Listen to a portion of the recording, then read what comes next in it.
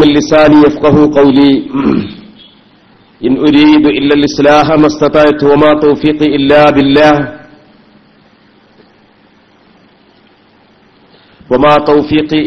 بالله عليه توكلت وإليه أنيب. أعوذ بالله من الشيطان الرجيم. بسم الله الرحمن الرحيم.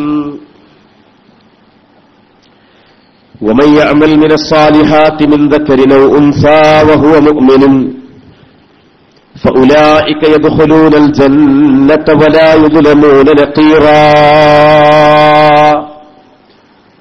صدق الله مولانا العظيم وصدق وبلغ رسوله النبي الكريم ونحن على ذلك من الشاهدين الشاكرين والحمد لله رب العالمين.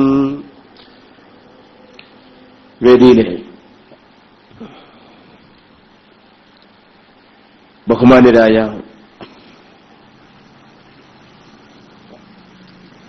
സയ്യിദ് അബ്ദുള്ള കോയ തങ്ങൾ അവറുകളെ, ഈ യോഗത്തിന്റെ അധ്യക്ഷ പദവി അലങ്കരിക്കുന്ന സമസ്ത മഹല്ല് കോർഡിനേഷൻ കമ്മിറ്റി പ്രസിഡന്റ് കൂടിയായ പ്രിയങ്കരനായ സിദ്ദീഖ് മുസ്ലിയാർ, യോഗം ഉദ്ഘാടനം ചെയ്ത നമ്മുടെ മഹല്ലിന്റെ ഖത്തീബായ ബഹുമാനപ്പെട്ട ബാക്കവി ഉസ്താദ് അവറുകളെ, ഈ യോഗത്തിൽ, ഈ സമ്മേളനത്തിൽ സംബന്ധിച്ചുകൊണ്ടിരിക്കുന്ന പണ്ഡിതന്മാരെ, കാരണവന്മാരെ, രക്ഷാകർത്താക്കളെ, യുവാക്കളെ, പ്രിയപ്പെട്ട ശ്രോതാക്കളെ, അല്ലാഹു സുബ്ഹാനഹു വ തആല നമ്മുടെ ഈ പരിപാടി അവരിഷ്ടപ്പെടുന്ന, പൊരുത്തപ്പെടുന്ന മഖബൂലായ ഒരു മജ്ലിസായി സ്വീകരിക്കുമാറാവട്ടെ. അല്ലാഹുവിന്റെ ദീനിന്റെ വിധിവിലക്കുകളും ദീനിന്റെ അടിസ്ഥാന തത്വങ്ങളും ചർച്ച ചെയ്യുന്ന ഈ മജ്ലിസിൽ അല്ലാഹുവിന്റെ മുഖറബുകളായ റഹ്മത്തിന്റെ മലായികത്തുകളെ കൊണ്ട് അല്ലാഹു അനുഗ്രഹിക്കുമാറാവട്ടെ. ഈ പരിപാടിയുടെ ഗുണം, ഇതിന്റെ ഫലം അല്ലാഹു തആല നമുക്കെല്ലാവർക്കും പ്രദാനം ചെയ്യുമാറാവട്ടെ എന്ന് ദുആ ചെയ്യുകയാണ്. പ്രിയമുള്ളവരെ, ഇവിടെ പരിപാടി സംഘടിപ്പിക്കുന്നതിന്റെ ആവശ്യകതയെക്കുറിച്ച് സ്വാഗത പ്രസംഗത്തിലും അതുപോലെ ഉദ്ഘാടന പ്രസംഗത്തിലും നാം ശ്രവിക്കുകയുണ്ടായി. ധാരാളം ആളുകൾ സദസ്സിൽ വന്നിരിക്കുന്നു. ആ റോട്ടിലുള്ള ശ്രോതാക്കൾ പരമാവധി ഒഴിവുള്ള കസേരകളിൽ വന്നിരിക്കുകയാണെങ്കിൽ അത് കൂടുതൽ ഭംഗിയായിരിക്കുമെന്ന് ഉണർത്തുകയാണ്. നമ്മുടെ ഈ പരിപാടി ബഹുമാനപ്പെട്ട നമ്മുടെ പ്രിയപ്പെട്ട സുഹൃത്ത് യൂനുസ് ഫൈസി വെട്ടുപാറ, അദ്ദേഹം നമ്മുടെ Samastha Kerala Islamic class റൂമിലൂടെ, internet ദഅവ സംരംഭത്തിലൂടെ ലോകത്തിന്റെ നാനാ ദിക്കുകളിലേക്കും ഈ സമയം തത്സമയം സംപ്രേഷണം ചെയ്തുകൊണ്ടിരിക്കുകയാണ്. ഈ പരിപാടി ശ്രവിക്കാനും കേൾക്കാനും കാണാനും നമ്മുടെ ഈ ചെലവൂർ മഹല്ലിലുള്ള ആളുകൾ മാത്രമല്ല സംഘടിച്ചിട്ടുള്ളത്. ഗൾഫ് കൺട്രികളിലും അതുപോലുള്ള നാടുകളിലുമുള്ള ധാരാളം ആയിരക്കണക്കിന് മുസ്ലിമീങ്ങൾ, ആയിരക്കണക്കിന് സഹോദരങ്ങൾ ഇന്ന് ഈ പരിപാടി ഈ ഇന്റർനെറ്റ് സംവിധാനത്തിലൂടെ കേട്ടുകൊണ്ടിരിക്കുകയാണ്. സാന്ദർഭികമായി പറയട്ടെ, നമ്മുടെ യുവാക്കളോടൊക്കെ ഉണർത്തട്ടെ, നിങ്ങളുടെയൊക്കെ കൈകളിൽ മൊബൈൽ ഉണ്ടല്ലോ, അതല്ലെങ്കിൽ ലാപ്ടോപ്പ് ഉണ്ടല്ലോ, മിക്ക ആളുകൾക്കും ഇന്റർനെറ്റ് കണക്ഷൻ ഉണ്ടല്ലോ. Samastha Kerala Islamic class room എന്ന് പറയുന്ന ഇസ്ലാമിക് ദഅവ ക്ലാസ് റൂമിന്റെ ദഅവ പ്രവർത്തനങ്ങൾ 24 മണിക്കൂർ നമുക്ക് ശ്രവിക്കാനും പഠിക്കാനുമുള്ള സംവിധാനം നിങ്ങളുടെ ഉപകരണങ്ങളിൽ നിങ്ങൾ അത് സെറ്റപ്പ് ചെയ്യുകയും ആ സംവിധാനം ഉപയോഗപ്പെടുത്താനുള്ള സാങ്കേതികമായ എല്ലാ കാര്യങ്ങളും ശ്രദ്ധിക്കുകയും ചെയ്യണമെന്ന് ആമുഖമായി സാന്ദർഭികമായി ഉണർത്തുകയാണ്. എന്റെ പ്രിയപ്പെട്ട സഹോദരങ്ങളെ, നമ്മുടെ കേരളത്തിന്റെ ഇസ്ലാമിക പാരമ്പര്യത്തിന്റെ സൂചനകൾ സ്വാഗത പ്രഭാഷണത്തിലും അതുപോലെ അധ്യക്ഷ ഉദ്ഘാടന പ്രഭാഷണങ്ങളിലുമൊക്കെ നമ്മൾ കേൾക്കുകയുണ്ടായി. കൃത്യമായ ചരിത്രബോധമുള്ളവർക്കറിയാം, അള്ളാഹുവിന്റെ റസൂലിന്റെ കാലത്തു തന്നെ നമ്മുടെ കേരളത്തിൽ ഇസ്ലാം എത്തി, നമ്മുടെ കേരളത്തിൽ പള്ളികൾ സ്ഥാപിതമായി, നമ്മുടെ കേരളത്തിൽ മഹല്ലുകൾ രൂപീകരിക്കപ്പെട്ടു, വളരെ വ്യക്തമായ നല്ല രൂപത്തിലുള്ള ഇസ്ലാമിക പ്രബോധന പ്രവർത്തനങ്ങൾ ഇവിടെ സജീവമായി. ഇതെല്ലാവർക്കും അറിയാം. ആ സജീവമായ ഇസ്ലാമിക പ്രബോധന പ്രവർത്തനങ്ങളിൽ വിള്ളലുകളില്ലാതെ നമുക്ക് ലഭ്യമായ, നമ്മുടെ മുന്നിൽ ഇപ്പൊ ദീനുൽ ഇസ്ലാം എന്ന പേരിൽ നമ്മൾ പറഞ്ഞു നടക്കുന്ന കാര്യങ്ങളുണ്ടല്ലോ. ദീനുൽ ഇസ്ലാം ഇന്നതാണ് എന്ന് നമ്മൾ പറഞ്ഞു നടക്കുന്ന കാര്യങ്ങൾ, അതിൽ അള്ളാഹുവിനെ കുറിച്ചുള്ള അഖീദയുണ്ട്, അള്ളാഹുവിന്റെ റസൂലിനെ കുറിച്ചുള്ള കാര്യങ്ങളുണ്ട്, അന്ത്യനാളിനെ കുറിച്ചുള്ള വിഷയങ്ങളുണ്ട്, അതുപോലെ നമ്മുടെ ആചാരങ്ങളും അനുഷ്ഠാനങ്ങളുമുണ്ട്. ഇതെല്ലാം തന്നെ നമ്മുടെ ഉലമാക്കൾ, മുൻകാല പണ്ഡിതന്മാർ അവര് കൃത്യമായ അവലോകനം നടത്തുകയും നിരീക്ഷണം നടത്തുകയും അതിൽ തെറ്റുണ്ടെങ്കിൽ തെറ്റേത്, ശരിയുണ്ടെങ്കിൽ ശരിയേത് എന്ന് ഹക്കിന്റെയും ബാത്തിലിന്റെയും ഇടയിൽ പൂർണ്ണമായി വേർതിരിച്ച് ജനങ്ങൾക്ക് പഠിപ്പിച്ചു കൊടുത്തതിൽ നിന്ന് ഹക്കായ കാര്യങ്ങൾ ഇന്നതാണ് എന്ന് ബോധ്യപ്പെട്ടത് മാത്രമേ ഉലമാഇന്റെ അംഗീകാരത്തോടുകൂടി ഇവിടെ നടന്നു പോന്നിട്ടുള്ളൂ. ആ ഉലമാഇന്റെ അംഗീകാരത്തോടുകൂടി നടന്നു പോന്നിട്ടുള്ള യഥാർത്ഥ ദീനുൽ ഇസ്ലാമിനെ ഒന്ന് പൊളിച്ചെഴുതണം. അത് ആ സെറ്റപ്പ്, ആ ഒരു സംവിധാനം, മുസ്ലിമീങ്ങളുടെ ആ ഊർജം തച്ചു തകർക്കണം എന്ന് ഏതോ ദുഷ്ടന്മാരായ ശക്തികൾ ചിന്തിക്കുകയും ആ ചിന്തയുടെ പരിണിതി എന്ന നിലക്ക് നമ്മുടെ രാജ്യത്ത്, നമ്മുടെ സംസ്ഥാനത്ത്, നമ്മുടെ കേരളത്തിൽ 1920കളിൽ കേരള മുസ്ലിം ഐക്യസംഘം എന്ന പേരിൽ ഒരു സംഘടന വന്നു. ആ സംഘടന പ്രതിനിധാനം ചെയ്യുന്ന ആശയം, ആ സംഘടന പ്രതിനിധാനം ചെയ്ത ആശയം, ആദർശം എന്ന് പറയുന്നത് ഇസ്ലാം ദീനായിരുന്നില്ല, മറിച്ച് വഹാബിസമായിരുന്നു.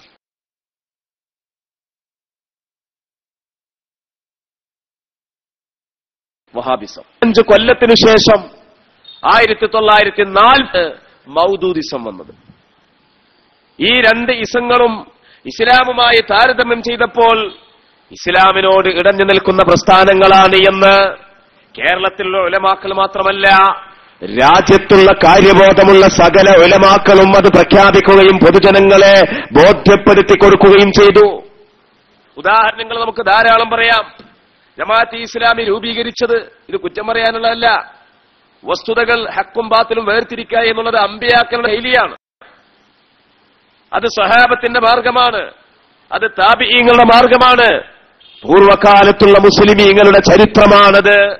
ഹക്കും ബാത്തിൽ ഇങ്ങനെ കൂട്ടിക്കുഴച്ച് കാണ്ടുള്ള ഏർപ്പാട് ശരിയാവില്ല. ഹക്കിന്റെയും ബാത്തിലിന്റെ ഇടയിൽ കൂട്ടിക്കുഴച്ചിട്ട് ഓ മൗദൂദിയാകാ കുഴപ്പമില്ല, വഹാബിയാകാ പ്രശ്നമല്ല, തബ്ലീഗു ആകാ അതിനും പ്രശ്നമല്ല, എന്തായാലും കുഴപ്പമില്ല എന്ന് പറയുന്ന ആ ഒരു ശൈലി ഉണ്ടല്ലോ, അങ്ങനെയൊന്നുമില്ല, അത് ശരിയല്ല.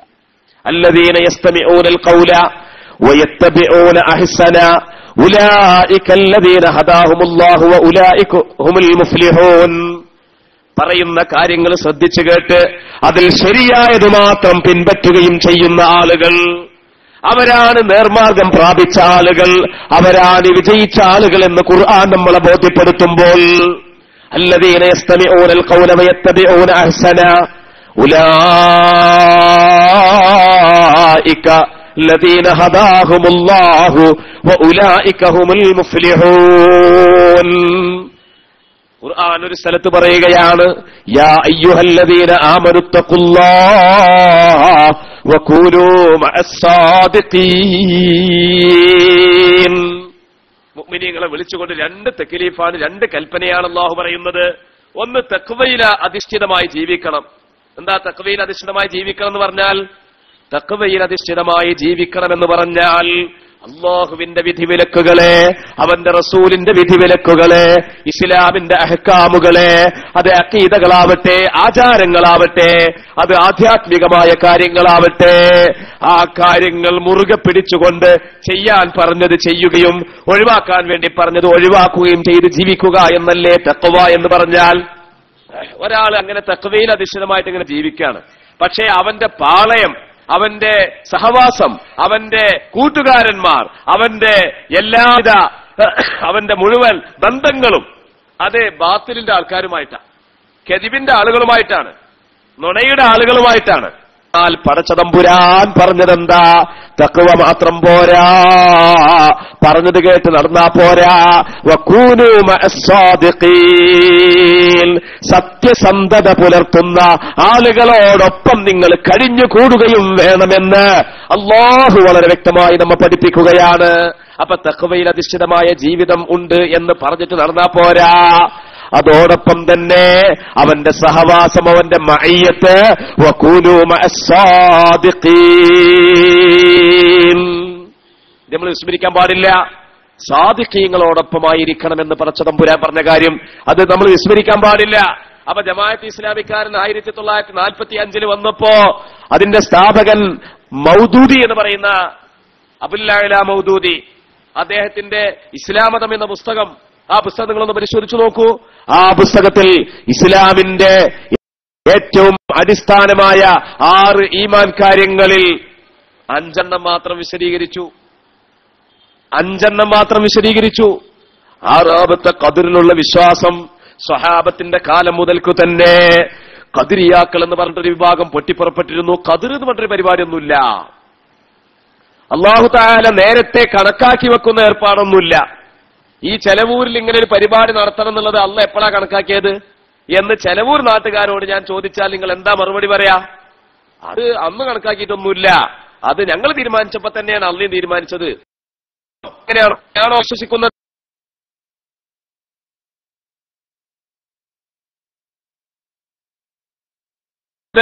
എന്നാൽ അങ്ങനെയാണോ ഈ നാട്ടുകാർ വിശ്വസിക്കുന്നത് എന്ന് പരിശോധിക്കണം. എല്ലാം വിശ്വസിക്കും നമ്മൾ വിശ്വസിക്കുന്നത് ഞാനും നിങ്ങളായ അസയായ പണ്ടക്കും പണ്ട് തന്നെ ഈ കാര്യം ഇവിടെ എത്ര കസേര വേണം, ഓരോ കസേരയിലും ആര് ഇരിക്കണം, ഈ ശബ്ദം ആരൊക്കെ കേൾക്കണം, എങ്ങനെയൊക്കെ കേൾക്കണം, ആര് അവതരിപ്പിക്കണം, എന്തൊക്കെ പറയണം, ഏത് വാക്കുപയോഗിക്കണം, എത്ര അക്ഷരം ഉപയോഗിക്കണം, ഇതെല്ലാം തന്നെ റബ്ബിന്റെ മുൻ തീരുമാനമാണെന്നുള്ള അടിസ്ഥാനപരമായ ഖദറിന്റെ വിശ്വാസത്തെ മൗദൂദി ഗളച്ഛേദം നടത്തി. അന്നത്തെ ഉത്തരേന്ത്യൻ ഉലമാക്കൾ അതിനെ ചോദ്യം ചെയ്തപ്പോൾ അയാൾ ഒരു അടിക്കുറിപ്പ് കൊടുത്തു. അത് ഞാൻ അള്ളാഹുവിനെ സംബന്ധിച്ചുള്ള വിശ്വാസത്തിൽ ഉൾപ്പെടുത്തിയത് കൊണ്ട് പറയാതിരുന്നതാണ്. അള്ളാഹുവിനെ സംബന്ധിച്ചുള്ള വിശ്വാസം അയാൾ വിശദമായി ഇസ്ലാമതം എന്ന പുസ്തകത്തിൽ പറഞ്ഞു കൊടുത്ത് ഒരു സ്ഥലത്തും ഖദറിനെ പറ്റി അയാൾ പറഞ്ഞിട്ടില്ല. പറയാതെ പിന്നീട് ആളുകള് ഈ ആളുടെ പോക്ക് തെറ്റാണെന്ന് ചൂണ്ടിക്കാണിച്ചപ്പോൾ രക്ഷപ്പെടാൻ വേണ്ടിയുള്ള ഒരു തന്ത്രം പയറ്റി. ഇതൊരു ഉദാഹരണം. മഹാനായ മൂസാ നബി അലിഹിസ്സലാം എന്ന് പറയുന്ന ഉലുൽ അസ്മിൽപ്പെട്ട പ്രവാചകൻ, ഏറ്റവും പ്രമുഖരായ പ്രവാചകന്മാരാണല്ലോ 5 ഉലുൽ അസ്മിൽപ്പെട്ട പ്രവാചകന്മാർ. അതിൽപ്പെട്ട ഏറ്റവും പ്രമുഖനായ മഹാനായ മൂസാ നബി അലിഹിസ്സലാം, കലീമുല്ലാഹി മൂസാ നബി അലിഹിസ്സലാം. മൂസാ നബി അലിഹിസ്സലാമിനെ സംബന്ധിച്ച് ഇദ്ദേഹത്തിന്റെ ചോദ്യോത്തരം എന്ന പുസ്തകത്തിൽ എന്താ പറഞ്ഞത്? അദ്ദേഹം പറഞ്ഞത് മൂസാ മനുഷ്യത്തെ കൊലപ്പെടുത്തിയ വൻകുറ്റം ചെയ്ത ആളാണ്. ഈ ചെലവൂര് ഈ പരിപാടിയിൽ ഇതാ ഒരുപാട് വിശ്വാസികൾ വന്നിരിക്കുന്നു. നിങ്ങൾ, ഞാൻ, ഈ പറയുന്ന ഞാൻ, കേൾക്കുന്ന നിങ്ങൾ പല തെറ്റുകളും ചെയ്തിട്ടുണ്ട് അല്ലെ? ഒരുപാട് തെറ്റുകൾ ജീവിതത്തിന്റെ കഴിഞ്ഞുപോയ ഇന്നലകളിൽ നമ്മൾ ചെയ്തിട്ടുണ്ട്. നാളെ ചെയ്യുമോ ചെയ്യൂലേ നമുക്കൊന്നും തറപ്പിച്ചുറപ്പിച്ച് പറയാൻ പറ്റാത്ത വിധം നമ്മളൊക്കെ ദുർബലരാണ്. എല്ലാവർക്കും അറിയാം നമ്മുടെ ദുർബല നിമിഷങ്ങളിൽ നമ്മൾ എന്തെല്ലാം തെറ്റ് ചെയ്തു. പക്ഷേ നമുക്ക് ഉറച്ചു പറയാൻ കഴിയും, ഒരാളെ, ഒരു മനുഷ്യ ജീവനെ കൊല്ലുക എന്നുള്ള തെറ്റ് ഞാൻ ചെയ്തിട്ടില്ല. പറഞ്ഞൂടെ?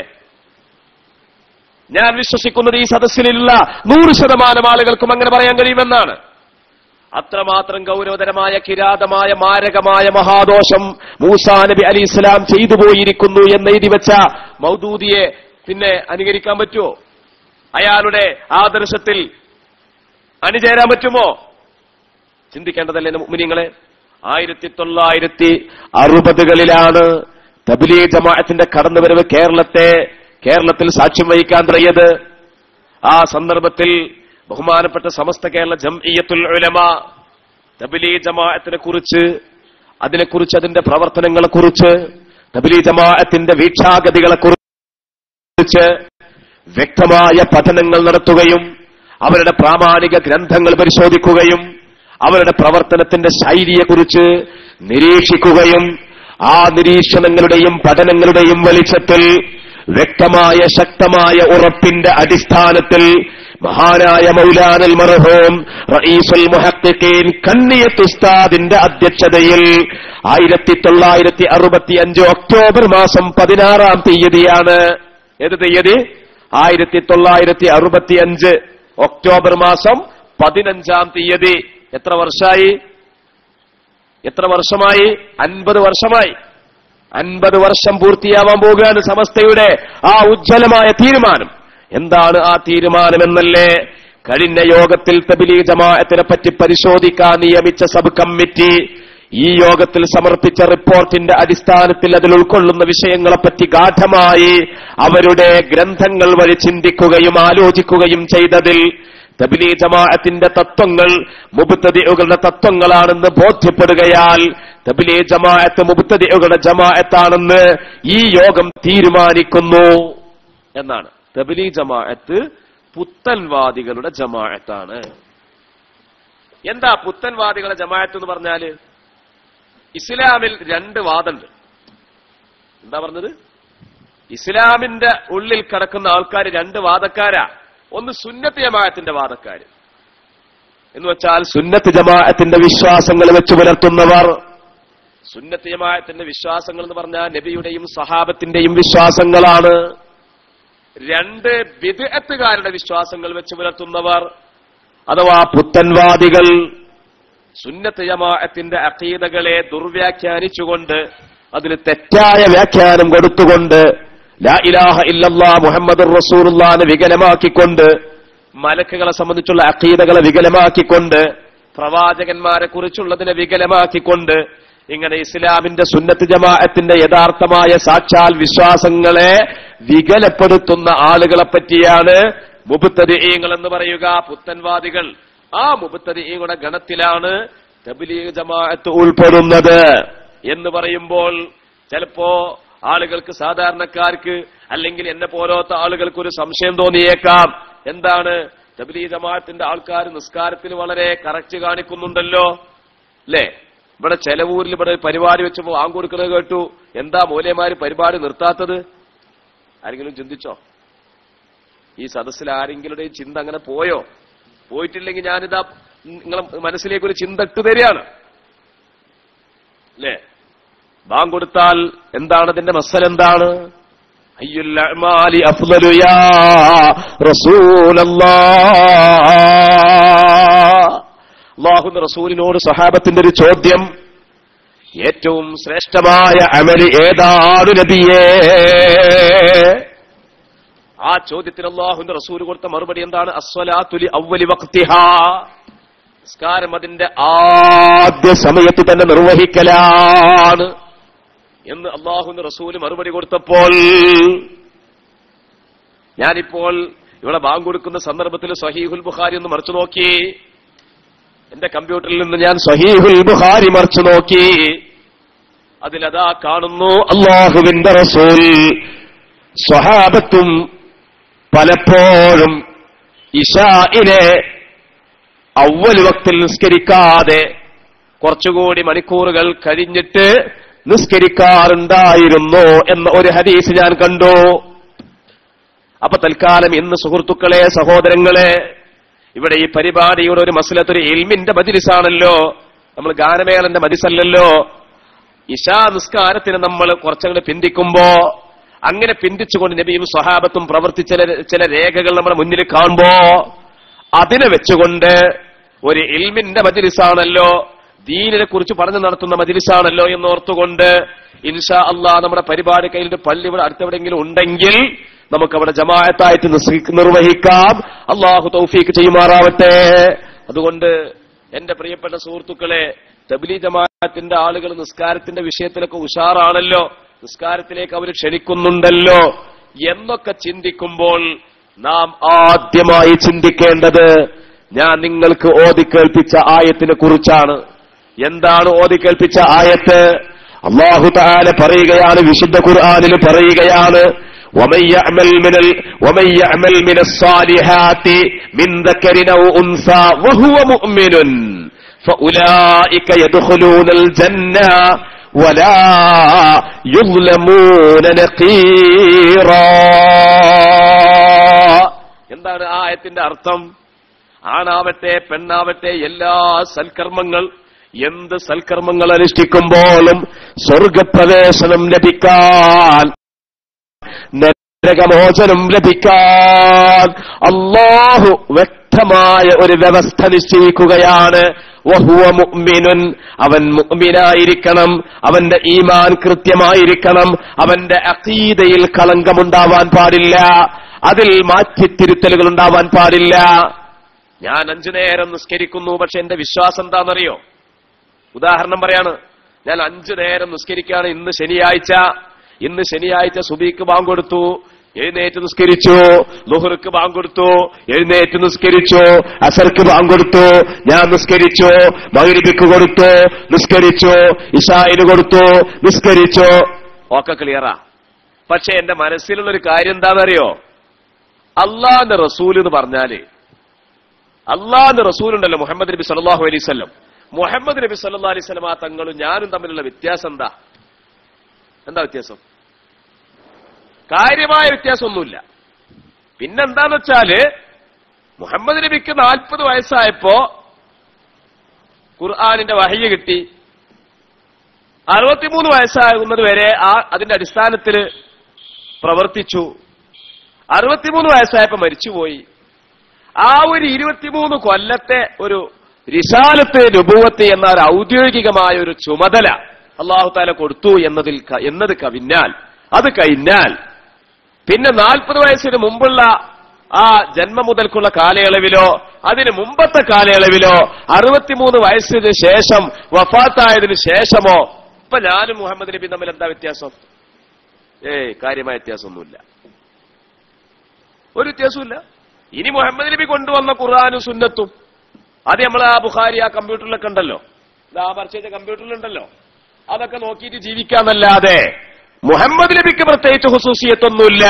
മുഹമ്മദ് നബിക്ക് എന്നേക്കാൾ ഒരു സവിശേഷത ഇല്ല എന്നാണോ എന്റെ കൽബിലുള്ളത് എങ്കിൽ ഞാൻ ഈ സദസ്സിനോടൊരു ചോദ്യമിടാം. ഞാൻ 5 നേരത്തെ നിസ്കാരം എന്റെ കയ്യിൽ നിന്ന് തസ്ബീഹ്മാല ഒയ്യാറില്ല. ഇങ്ങനാക്കി ഞാൻ ദുആ ചെയ്യാറുണ്ട്, കണ്ണൊക്കെ ഇങ്ങനെ കലങ്ങാറുണ്ട്. പാതിരാവിന് ശേഷം എനിക്ക് ഉറക്കമില്ല. ഞാൻ തഹജ്ജുദ് ഇങ്ങനെ നിസ്കരിക്കുന്നത് ആൾക്കാരൊക്കെ കാണുമ്പോ എന്തൊരു മനോഹാരിത. എനിക്കാണെങ്കിലും അതിൽ വലിയ ആത്മാർത്ഥതയുമുണ്ട്. പക്ഷേ എന്റെ കൽബിൽ അള്ളാഹുവിന്റെ റസൂലിനെ കുറിച്ച് ഇങ്ങനെയാ ഞാൻ മനസ്സിലാക്കുന്നത്. എന്നാൽ ചില ഒരു നാട്ടുകാരോട് ഞാൻ ചോദിക്കട്ടെ, ആ നിസ്കാരത്തിന് കാര്യമുണ്ടോ? എന്റെ തഹജ്ജുദിന് കാര്യമുണ്ടോ? എന്റെ വേഷവിധാനത്തിന് കാര്യമുണ്ടോ? ഞാൻ നീട്ടിയ താടിക്ക് വല്ല പ്രസക്തിയുമുണ്ടോ? ബാങ്ക് കൊടുക്കുമ്പോഴത്തിന് ഞാൻ ആവേശപ്പെടുന്നതിന് വല്ല പ്രസക്തിയുമുണ്ടോ? കൽബല്ലേ അടിസ്ഥാനം. ഉലൈക കതബ ഫീ ഖുലൂബിഹിമുൽ ഈമാന, കൽബിലല്ലേ ഈമാനുള്ളത്. വലമ്മാ യദ്ഖുലുൽ ഈമാനു ഫീ ഖുലൂബിക്കും, കൽബിലല്ലേ ഈമാൻ പ്രവേശിക്കേണ്ടത്. അല്ലാ ശഖഖത ഖൽബഹു, കൽബിലല്ലേ ഈമാൻ പരിശോധിക്കേണ്ടത് അല്ലേ? അപ്പൊ കൽബിന്റെ ഈമാനിന്റെ തകർച്ച, കൽബിന്റെ ഈമാനിന്റെ തളർച്ച, ആ തകർച്ചയും തളർച്ചയും അനുഷ്ഠാനങ്ങളെ ബാധിക്കുമെന്നാണ് അല്ലാഹു തആല നമ്മെ പഠിപ്പിച്ചത്. അതാണ് പറഞ്ഞത്, വമൻ യഅമൽ മിനസ്സാലിഹാത്തി മിൻ ദക്കരിൻ ഔ ഉൻസാ വഹുവ മുഅ്മിൻ ഫഉലൈക യദ്ഖുലൂനൽ ജന്ന വലാ യുദ്ലമൂന നഖീറാ. ഈ അടിസ്ഥാനത്തിൽ നമ്മൾ ചിന്തിക്കുമ്പോൾ എന്റെ പ്രിയപ്പെട്ട മുഅ്മിനീങ്ങളെ, തബ്ലീഗ് ജമാഅത്തിന്റെ കാര്യങ്ങളെക്കുറിച്ച് ഞാൻ ഏതാനും ചില വിഷയങ്ങൾ പറയാം. ഇതൊരിക്കലും തന്നെ ഏതെങ്കിലും ഒരു വ്യക്തിയെയോ ഒരു വ്യക്തികളുടെ കൂട്ടായ്മയെയോ നമ്മൾ ഇടിച്ചു തകർക്കലല്ല എന്ന് ആദ്യമേ പറയട്ടെ. ആശയമാണ് പറയുന്നത്. അത് ഹക്കുണ്ട് എന്ന് ബോധ്യപ്പെടുന്ന ആളുകൾക്ക് സ്വീകരിക്കാം. അല്ല, ഹക്കിനെ പറഞ്ഞിട്ട് സ്വീകരിക്കാൻ മനസ്സ് വരാത്ത ആളുകൾ, അവരോട് സ്വീകരിക്കണമേ എന്നൊരു അപേക്ഷ മാത്രമേ നമുക്ക് പറയാനുള്ളൂ. ഈ പ്രഭാഷണാനന്തരം നിങ്ങൾക്ക് സംശയങ്ങൾ ചോദിക്കാനുള്ള തുറന്ന വേദിയാണ്, അഥവാ സൗഹാർദ്ദപൂർണമായ വേദി. ആ വേദിയാണ് ഇവിടെ സംഘാടകർ ഒരുക്കി വെച്ചിട്ടുള്ളത് എന്നിവിടെ പറഞ്ഞു കഴിഞ്ഞു. അപ്പൊ ആ സമയം കൂടി നമ്മുടെ വിലപ്പെട്ട സമയമാണ്. അതുകൊണ്ട് പറയുന്ന കാര്യങ്ങൾ നിങ്ങൾ ശ്രദ്ധാപൂർവം വീക്ഷിക്കണം. എന്താണ് തബ്ലീഗ് ജമാഅത്ത്? ഹിജ്റ 1303 മുതൽ 1363 വരേക്കുമുള്ള 60 കൊല്ലക്കാലത്തിൽ ജീവിച്ച മുഹമ്മദ് ഇല്യാസിയാണ് തബ്ലീഗ് ജമാഅത്തിന്റെ സ്ഥാപകൻ. ഉത്തർപ്രദേശിലെ കാന്ദിലയിൽ ജനിച്ചു. 1315 ജ്യേഷ്ഠൻ മുഹമ്മദ് യഹ്യയുടെ നിർദ്ദേശപ്രകാരം ഗംഗോഹിലേക്ക് പോയി. അവിടെ റഷീദ് അഹമ്മദ് ഗംഗോഹിയുടെ അടുക്കൽ 10 വർഷത്തോളം ശിഷ്യനായി. ഹിജ്റ 1345 അഥവാ ക്രിസ്താബ്ദം 1920 തബ്ലീഗ് ജമാഅത്ത് സ്ഥാപിച്ചു. ഡൽഹിക്കു തെക്കുള്ള മേവാത്ത് ആയിരുന്നു പ്രവർത്തന കേന്ദ്രം. ഞാൻ അതിന്റെ സമ്മറി ചെറുതായിട്ടൊന്ന് പറഞ്ഞതാണ്, കൂടുതൽ വിശദീകരിക്കുന്നില്ല. ഈ തബ്ലീഗ് ജമാഅത്ത് എന്ന് പറയുമ്പോൾ ഇപ്പൊ നമ്മുടെ കേരളത്തിൽ സമസ്തകളുടെ ജമിയത്തുൽ ഉലമ അനുധാവനം ചെയ്യുന്ന ഒരു പണ്ഡിത കൂട്ടായ്മ ഉണ്ട്. അതേതാണ്? പൊന്നാനിയിലുള്ള മഖ്ദൂമിങ്ങളുടെ കൂട്ടായ്മയാണത്, അല്ലേ? നമ്മൾ സാധാരണ പറയാറുണ്ട് മഖ്ദൂമിങ്ങൾ, സൈനുദ്ദീൻ മഖ്ദൂം ഒന്നാമനും രണ്ടാമനും ഒക്കെ പറയാറില്ലേ? എന്നാൽ തബ്ലീഗ് ജമാഅത്ത് അനുധാവനം ചെയ്യുന്നത് ആരെയാണ്? 1800കളുടെ ആരംഭത്തിൽ ഉത്തരേന്ത്യയിൽ വഹാബിസം ഇറക്കുമതി ചെയ്ത ഇന്ത്യയിലെ വഹാബികളുടെ നേതാവായ സാക്ഷാൽ ഇസ്മാഈലുദ് ദഹ്ലവി എന്ന് പറയുന്ന മനുഷ്യനെയാണ് തബ്ലീഗ് ജമാഅത്തുകാർ ആശയ സ്രോതസ്സായി അവര് അംഗീകരിക്കുന്നത്, അനുസരിക്കുന്നത്. അപ്പൊ ഇനി അദ്ദേഹം എന്താണ് ഇവിടെ കൈമാറിയത് എന്ന് നമ്മളൊന്ന് പരിശോധിക്കണം. അദ്ദേഹം കൈമാറിയ ഒരുപാട് കാര്യങ്ങളുണ്ട്. അതിൽപ്പെട്ട ചില കാര്യങ്ങൾ, അദ്ദേഹം തുറന്ന വഹാബിയായിരുന്നു. നമ്മൾ വഹാബികളെ പറ്റി പറയുന്ന ആശയങ്ങളെ ഉത്തരേന്ത്യയിൽ പ്രസരണം ചെയ്യാൻ നേതൃത്വം വഹിച്ച ആളായിരുന്നു അദ്ദേഹം. അദ്ദേഹത്തിന്റെ ഏറ്റവും പ്രമാദമായ ഒരു ഗ്രന്ഥമാണ് ഞാൻ ഉയർത്തിപ്പിടിച്ചിട്ടുള്ളത്. ഇതിന്റെ പേര് സിറാത്തെ മുസ്തഖീം എന്നാണ്. ഈ പുസ്തകത്തിന്റെ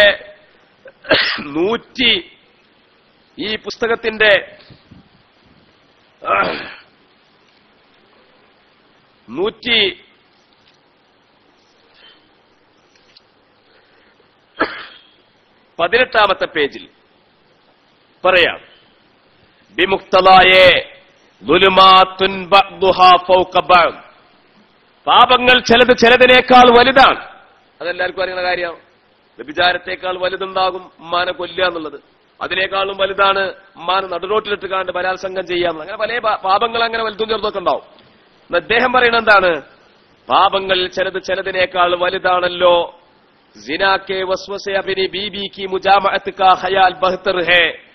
വ്യഭിചാര ചിന്തയോടെ സ്വന്തം ഭാര്യയെ, വ്യഭിചാര ചിന്തയേക്കാൾ സ്വന്തം ഭാര്യയെ ലൈംഗിക വീഴ്ച നടത്തുന്നതിനെ കുറിച്ചുള്ള ആലോചന, അത് ബഹ്തർ ഹേ, നല്ലതാണ്. നിസ്കാരത്തിൽ മനുഷ്യ മനസ്സുകളിൽ വരുന്ന ചിന്തകളെ കുറിച്ച് ഇയാൾ പറയാം. നിസ്കാരത്തിൽ മനുഷ്യ മനസ്സുകളിൽ വരുന്ന വിവിധങ്ങളായ ചിന്തകളെ കുറിച്ച് പറയാം.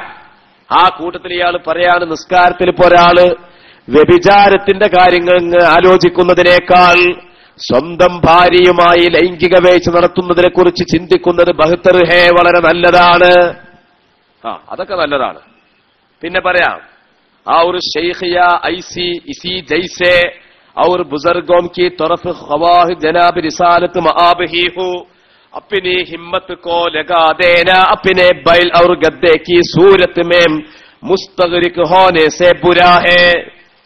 ഒരാൾ നിസ്കരിക്കുന്ന സന്ദർഭത്തിൽ ഏതെങ്കിലും ഒരു മഹാത്മാവിൽ, അത് ഖാതിമുൽ അംബിയ ആയ അല്ലാഹുവിന്റെ റസൂലിൽ തന്റെ ചിന്ത ലയിച്ചുപോയാൽ അത് സ്വന്തം വീട്ടിലെ കഴുതനെ അല്ലെങ്കിൽ സ്വന്തം വീട്ടിലെ കാളയെ മനസ്സിൽ നിമഗ്നമാക്കുന്നതിനേക്കാൾ വൃത്തികെട്ട ഏർപ്പാടാകുന്നു. ഞാൻ ഈ അർത്ഥം വെച്ചിൽ എന്തെങ്കിലും തകരാറുണ്ടോ? ഉണ്ടെങ്കിൽ ഉറുദു അറിയുന്ന ആൾക്കാരുണ്ട് എന്നാണ് പറയണം. ബാക്കി ഉസ്താദന്മാരൊക്കെ ഇവിടെ ഇരിക്കുന്നുണ്ടല്ലോ. അധ്യക്ഷൻ പോയോ? ഉറുദു അറിയുന്ന ആൾക്കാരെ പറയട്ടെ, വെച്ചാർത്ഥം ശരിയല്ല എന്ന് പറയട്ടെ. പിന്നിലുള്ള ആൾക്കാർക്കും പറയാം, മുന്നിലുള്ള ആൾക്കാർക്കും പറയാം. പിന്നെന്താ പറയണത്? എന്താ പറയുന്നത്?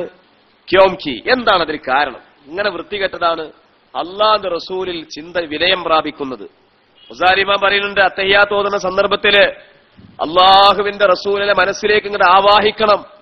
ആ മനസ്സിലേക്ക് കടന്നു വരുന്ന പുണ്യ റസൂല് കൊണ്ടുവന്ന ആശയത്തെയല്ല ആവാഹിക്കേണ്ടത്, റസൂലിനെ തന്നെ മനസ്സിലേക്ക് ഇസ്തിഹ്ലാർ ചെയ്തിട്ട് ആ മുന്നിൽ കാണുന്ന, ആത്മീയ തലത്തിൽ മുന്നിൽ കാണുന്ന ആ റസൂലിനായിരിക്കണം സലാം പറയേണ്ടത്. അസ്സലാമു അലൈക അയ്യുഹൻ നബിയ്യു വറഹ്മത്തുള്ളാഹി വബറകാതുഹു. അപ്പൊ നമ്മളെ മനസ്സിലുള്ള വിചാരപ്പെടൽ എന്തായിരിക്കണം? അല്ലാഹുവിന്റെ റസൂല് ഞാൻ ചൊല്ലിയ സലാമിനേക്കാൾ സമ്പൂർണമായ സലാം കൊണ്ട് എനിക്ക് മടക്കിത്തരുമെന്ന് പൂർണ്ണമായ സത്യസന്ധമായ പ്രതീക്ഷ നീ വെച്ച് പുലർത്തുക എന്ന് ഇമാം ഗസാലി തങ്ങൾ തന്റെ ഇഹ്യാ ഉലൂമുദ്ദീനിൽ പറയുമ്പോൾ ഇവരെന്താ പറഞ്ഞത്? നിങ്ങൾ നോക്കി എന്താ പറഞ്ഞത്? ക്യോം കി शेख का ख्याल तो ताजीम और बुजुर्गी के साथ इंसान के दिल में चमड़ जाता है और बैल और गद्दे के ख्याल को न तो उस कदर चुपीदगी होती है और न ताजीम बल्कि हकीर और जलील होता है और गैर की या ताजीम और बुजुर्गी जो नमाज में मलहूज हो वो शिर्क की तरफ गेंज कर ले जाती है. എന്താ പറഞ്ഞത്? മൂരി കൈത അവരിലാണ് മനസ്സിൽ വിനയം പ്രാപിച്ചതെങ്കിൽ നമുക്ക് അവരോട് ബഹുമാനമൊന്നുമില്ലല്ലോ. നമ്മളെ പെരിയത്തെ കോയി മൂരി ഇതൊക്കെ നമുക്ക് ബഹുമാനമുണ്ടോ? അതേസമയത്ത് പുണ്യ റസൂലാവുമ്പോ മനസ്സിൽ എന്ത് വരും? ബഹുമാനമുണ്ടല്ലോ, ആദരവുണ്ടല്ലോ. ഈ ആദരവ് ഇത് ശിർക്കിന്റെ ഭാഗമാണ്. പുണ്യ റസൂലിനോടുള്ള കൽബിന്റെ അടങ്ങാത്ത ആദരവ് ശിർക്കിന്റെ ഭാഗമാണ്. ഇതാരുടെ സിദ്ധാന്ത?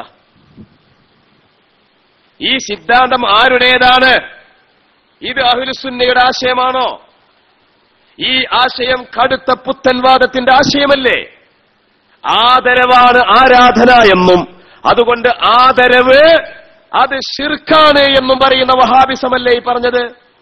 അള്ളാഹുവിന്റെ റസൂലിനെ ബഹുമാനിച്ചിട്ട് നബി സല്ലല്ലാഹു അലൈഹി വസല്ലം തങ്ങളെ ചുംബിച്ച സ്വഹാബിമാരുണ്ട്. എവിടെ ചുംബിച്ചതെന്നറിയോ? എവിടെ ചുംബിച്ചത്?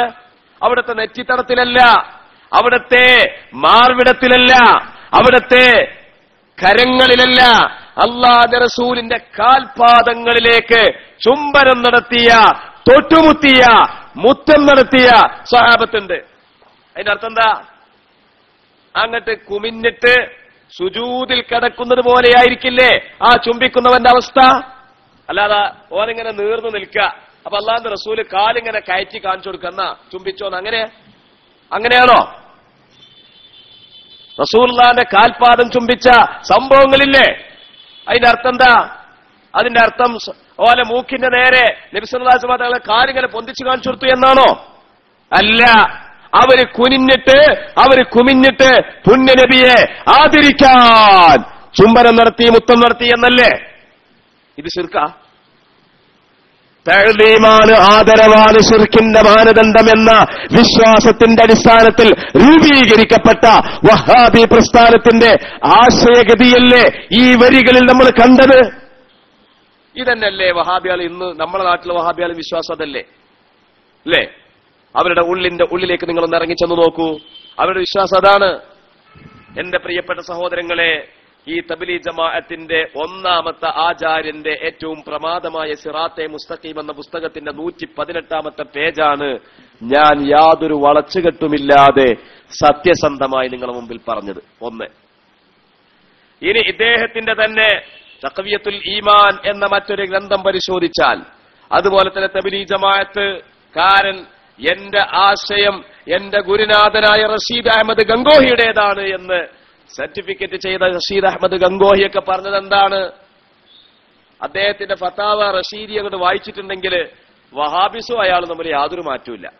യാ റസൂൽ അല്ലാഹ് പുകാർന, അള്ളാഹുവിന്റെ റസൂലെ എന്ന് വിളിക്കുന്നതിനെ സംബന്ധിച്ചൊരു ചോദ്യം. ആ ചോദ്യത്തിന് അദ്ദേഹം കൊടുത്ത മറുപടി എന്താണെന്നറിയോ? പാടില്ല, അതൊക്കെ തെറ്റാണ്, ശിർക്കാണ്, ഹറാമാണ്. നിങ്ങൾ നോക്കണം. അപ്പൊ ഒരാൾ മങ്കൂസ് മൗലിദ് ചൊല്ലി അതിൽ എത്ര വട്ടം അള്ളാഹുവിന്റെ റസൂലിനെ വിളിക്കുന്നുണ്ട്? സ്വലാത്തു അലൻ നബി വസ്സലാമു അലർ റസൂൽ അഷ്ഫീഇൽ അബ്തഹി والحبيب العربي الشفاعة هب لنا في القيامة مشفقا واهلنا امضاء يا سيدي خير النبي يا سيدي خير النبي.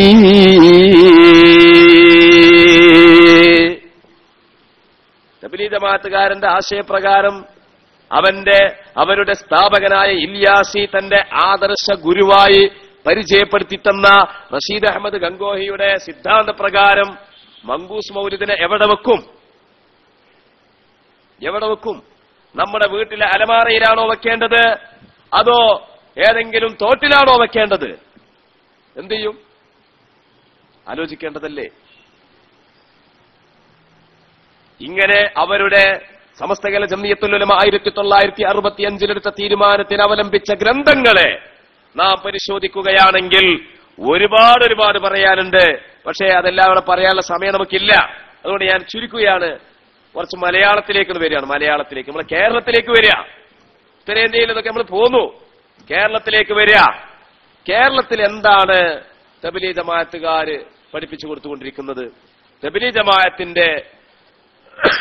ജമാഅത്തിന്റെ ഖുർആൻ പരിഭാഷ, മആരിഫുൽ ഖുർആൻ, എല്ലാ വിഭാഗത്തിനും ഇന്ന് ഖുർആൻ പരിഭാഷകൾ ഇറങ്ങിയിട്ടുണ്ട്. എല്ലാ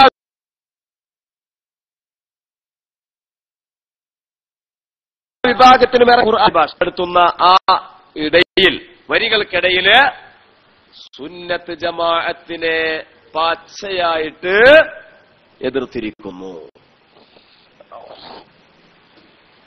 അതിന്റെ ഏതാനും ചില ഉദാഹരണങ്ങൾ പ്രിയപ്പെട്ട മുഅ്മിനീങ്ങൾ മനസ്സിലാക്കണം. ഒന്നാമതായി ഫാത്തിഹ സൂറത്ത് തന്നെ എടുക്കുക. ഫാത്തിഹ സൂറത്തിനെ വിശദീകരിച്ചുകൊണ്ട് തബ്ലീഗ് ജമാഅത്തുകാരൻ പറയുന്നത് എന്താ? ഇയ്യാക നഅ്ബുദു വ ഇയ്യാക നസ്തഈൻ. ഇവിടെ മുജാഹിദുകൾക്ക് ഒരു കളിയുണ്ട്. അല്ലാഹുവേ, നിനക്ക് മാത്രം ഞങ്ങൾ ഇബാദത്ത് ചെയ്യുന്നു, നിന്നോട് മാത്രം സഹായം തേടുന്നു. എന്താ ഇതിന്റെ അർത്ഥം? നിന്നോട് മാത്രം സഹായം തേടുന്നു എന്ന് പറഞ്ഞാൽ ഞാനിപ്പോ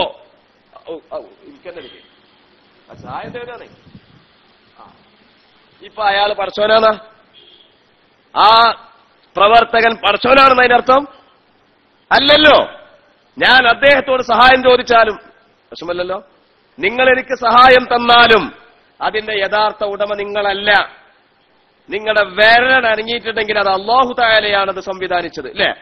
അതുകൊണ്ട് ഞാൻ അദ്ദേഹത്തോടോ അദ്ദേഹം എന്നോടോ ഞാൻ നിങ്ങളോടോ നിങ്ങൾ എന്നോടോ ആരോട് സഹായം ചോദിച്ചാലും, ജീവിച്ചിരിപ്പുള്ളവർ ജീവിച്ചിരിപ്പുള്ളവരോട്, മരിച്ചവർ മരിച്ചവരോട്, ജീവിച്ചിരിപ്പുള്ളവരോട് ആരോട് സഹായം ചോദിച്ചാലും അതിന്റെയൊക്കെ ആത്യന്തികമായ ഉടമസ്ഥനും യജമാനനും അല്ലാഹുവാണ് എന്നാണ് ആ പ്രഖ്യാപനം, എന്നാണ് ഇയ്യാക നസ്തഈൻ എന്നതിന്റെ അർത്ഥം. പക്ഷെ വഹാബികൾ പറയുന്ന അർത്ഥം എന്താ അറിയോ? അത് ഭൗതികമാണെങ്കിൽ ഓക്കെ, ഭൗതികമാണെങ്കിൽ അങ്ങോട്ടും ഇങ്ങോട്ടൊക്കെ പറ്റും, അഥവാ തെളിഞ്ഞതാണെങ്കിൽ പറ്റും, മറഞ്ഞതാണെങ്കിൽ പറ്റൂല. മറഞ്ഞവൻ അല്ല മാത്രം, മറഞ്ഞത് അല്ലാഹുവിനോട് മാത്രം. ഇതാണ് അതിന്റെ അർത്ഥം. അതാണ് അതിന്റെ അർത്ഥം എന്നുള്ളത് ഏതെങ്കിലും വരിയിലുണ്ടോ? ഏതെങ്കിലും ഒരു പ്രവാചകൻ അങ്ങനെ പറഞ്ഞിട്ടുണ്ടോ? ഇല്ല. മുഹമ്മദ് നബി സല്ലല്ലാഹു അലൈഹി വസല്ലം തങ്ങൾ 23 കൊല്ലത്തിന്റെ ജീവിതത്തിനിടയിൽ എപ്പോഴെങ്കിലും അങ്ങനെ പറഞ്ഞിട്ടുണ്ടോ? ഇല്ല. സഹാബത്തിന്റെ ഏതെങ്കിലും ഒരു വാക്കിലോ വചനത്തിലോ മൊഴിയിലോ അതുണ്ടോ? ഇല്ല. ഏതെങ്കിലും ഇമാമിലെ കിതാബിലുണ്ടോ? ഇല്ല. പിന്നെ അത് എവിടെ നിന്നുണ്ടായതാ? അത് നമ്മളങ്ങോട്ട് പറഞ്ഞതാണ്. നമ്മളെന്ന് പറഞ്ഞ ആരാ? വഹാബിയാള്. ഓരോ പറഞ്ഞതാണ്. അതേ ആശയം ഈ ഭൗതികം അഭൗതികം എന്ന തരംതിരിവിന്റെ അടിസ്ഥാനത്തില് തൗഹീദും ശിർക്കും പറയുന്ന ഈ ഏർപ്പാടുണ്ടല്ലോ, ഈ കുതന്ത്രം. ഇപ്പൊ നേരത്തെ ഞാൻ അദ്ദേഹത്തോട് സഹായം ചോദിച്ചു, നിങ്ങൾ എല്ലാവരും അത് കണ്ടു, ലൈവായിട്ട് കണ്ടു. പക്ഷേ കണ്ട ആൾക്കാരോട് ഞാനൊരു ചോദ്യം ചോദിക്കട്ടെ, അത് തെളിഞ്ഞതാണോ മറഞ്ഞതാണോ? എന്താ ആൾക്കാരൊന്നും ഉണ്ടാത്തത്? തെളിഞ്ഞതാന്നാ കൂടി. എന്നാൽ അത് 50% ശരിയുള്ളൂ, 50% നിങ്ങൾക്ക് മാർക്കില്ല. എന്തുകൊണ്ടില്ല?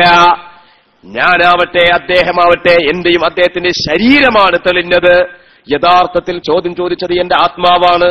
യഥാർത്ഥത്തിൽ എനിക്ക് ഹെൽപ്പ് ചെയ്തത് അദ്ദേഹത്തിന്റെ ശരീരമല്ല, ആത്മാവാണ്. ഇത് ഇസ്ലാമിന്റെ വിശ്വാസമല്ലേ? ആത്മാക്കൾ മറഞ്ഞതല്ലേ? അപ്പൊ മറഞ്ഞവനോടാ സഹായം തേടിയത്. എന്റെ ശരീരം മാത്രമാണ് തെളിഞ്ഞത്. എന്റെ ശരീരത്തെക്കാൾ വിലപ്പെട്ട, എന്റെ ശരീരത്തെക്കാൾ എന്നെ ഞാനാക്കിയ എന്റെ ആത്മാവുണ്ട്. എന്റെ മാതാവിന്റെ ഗർഭപാത്രത്തിൽ 4ാമത്തെ മാസത്തിൽ കിടക്കുമ്പോൾ ഒരു മലക്ക് വന്നുകൊണ്ട് ഫിറ്റ് ചെയ്ത എന്റെ ആത്മാവുണ്ട്. ആ ആത്മാവാണ് മാറ്റമില്ലാത്ത ആത്മാവ്. ശരീരം പടക്കുന്നതിന്റെ എത്രയോ സഹസ്രാബ്ദങ്ങൾക്ക് മുമ്പ് അള്ളാഹു സൃഷ്ടിച്ച ആത്മാവ്. ആ ആത്മാവാണ് യഥാർത്ഥത്തിൽ ഈ അബൂബക്കർ ദാരിമി എന്ന് പറയുന്ന മനുഷ്യൻ. ആ ആത്മാക്കളാണ് ഈ ഇരിക്കുന്ന സദസ്യർ. അപ്പോൾ ആത്മാക്കൾ തമ്മിലുള്ളത് ദൃശ്യമാണോ അദൃശ്യമാണോ? അപ്പൊ മനുഷ്യന്മാർ തമ്മില് അങ്ങോട്ടും ഇങ്ങോട്ടും നടത്തുന്ന സഹായങ്ങളും സഹായത്തേട്ടങ്ങളും കൊടുക്കലുകളും വാങ്ങലുകളും എല്ലാം തന്നെ ദൃശ്യം മാത്രമല്ല, അതിൽ അദൃശ്യമുണ്ട്, അതിൽ ഒയ്ബുണ്ട്, അതിൽ ഒയ്ബുണ്ട്, അതിൽ ഒയ്ബുണ്ട്. അതാ വിശ്വസിക്കേണ്ടത്. അതാ ഖുർആൻ പറഞ്ഞത്. മുഅ്മിനീങ്ങളെ പരിചയപ്പെടുത്തിയപ്പോ ഖുർആൻ പറഞ്ഞെന്താ? നമ്മുടെ കാലിമീങ്ങൾക്ക് നിങ്ങൾ ഭക്ഷണം കൊടുത്താൽ. അത് പറഞ്ഞത് പറഞ്ഞാല് സ്വർഗും നരകും മാത്രമൊന്നല്ല, ഈ സദസ്സിൽ തന്നെ ഉണ്ട് കുറെ വൈബുകള്. ഈ സദസ്സിൽ തന്നെ വൈബുണ്ട്. നമ്മളെ വീട്ടിലൊരു കുട്ടി പിറന്നാൽ ആ കുട്ടി വാവിട്ട് കരയും. ഡോക്ടർമാര് പറയും അത് കരയാൻ കാരണം അത് ഇന്ന രാസപ്രവർത്തനാന്ന് പറയും. എന്നാ അള്ളാഹുവിന്റെ റസൂൽ എന്താ പറഞ്ഞത്? അവിടെ പിശാച് വന്നിട്ട് ഒരു കുത്തു കൊടുത്തുന്നാ. ആ കുത്താണ് കുട്ടി കരയാൻ കാരണം എന്ന് പുണ്യ നബി മുഹമ്മദുർ റസൂലുള്ളാഹി. അത് മറഞ്ഞതല്ലേ? അപ്പൊ ദൃശ്യമായ ഈ ലോകത്തിന്റെ അപ്പുറം അദൃശ്യമായ പ്രതിഭാസങ്ങൾ അരങ്ങേറുന്നുണ്ട് എന്നുള്ള ഇസ്ലാമിക വിശ്വാസ സംഹിത ഇതിനെ നിഷേധിക്കുന്നവരാണ് വഹാബികൾ. അതേ ആശയതലത്തിലേക്ക് അനുയായികളെ കൊണ്ടെത്തിക്കാൻ വേണ്ടി തബ്ലീഗ് ജമാഅത്തിന്റെ മലയാള ബുദ്ധിജീവികൾ പറയുന്നത് നിങ്ങളൊന്ന് കേൾക്കുക. എന്താ പറയുന്നത്? ഇതിൽ പറയാ മആരിഫുൽ ഖുർആൻ എന്ന ഖുർആൻ ട്രാൻസ്ലേഷനിൽ ഫാത്തിഹ സൂറത്തിന്റെ 5ാമത്തെ ആയത്തിനെ വിശദീകരിച്ചുകൊണ്ട് പറയുകയാണ്. എന്താ പറയുന്നത് എന്നല്ലേ? അള്ളാഹുവിനോട് മാത്രമേ സഹായം തേടാവൂ എന്നതാണ് മറ്റൊരു കാര്യം. ഇത് വിശദീകരണമർഹിക്കുന്ന ഒന്നാണ്. കാരണം ഭൗതിക കാര്യങ്ങളിൽ ഓരോരുത്തരും മറ്റുള്ളവരിൽ നിന്നും സ്വീകരിക്കേണ്ടി വരുന്ന ചില സഹായങ്ങളുണ്ട്. ഇതില്ലാതെ ഭൗതിക ജീവിതം തന്നെ അസാധ്യമാണ്. വസ്തുക്കളുടെ നിർമ്മാതാക്കൾ തങ്ങളുടെ നിർമ്മാണത്തിലൂടെ സൃഷ്ടികൾക്ക് സേവനം ചെയ്യുന്നു. തൊഴിലാളി, ആശാരി, കൊല്ലൻ തുടങ്ങിയവർ സൃഷ്ടികളെ സഹായിച്ചുകൊണ്ടിരിക്കുന്നു. മറ്റുള്ളവർ ഇവരോട് സഹായം തേടുന്നതിന് നിർബന്ധിതരുമാകുന്നു. ഈ സഹായാഭ്യർത്ഥന ഒരു മതത്തിലും തടയപ്പെട്ടിട്ടില്ല. ഇത് അള്ളാഹുവിനോട് മാത്രമേ സഹായം തേടാവൂ എന്നതിന് വിരുദ്ധവുമല്ല. അപ്പൊ എന്താ പറഞ്ഞത്? ഭൗതികത്തിന് കുഴപ്പമൊന്നുമില്ല.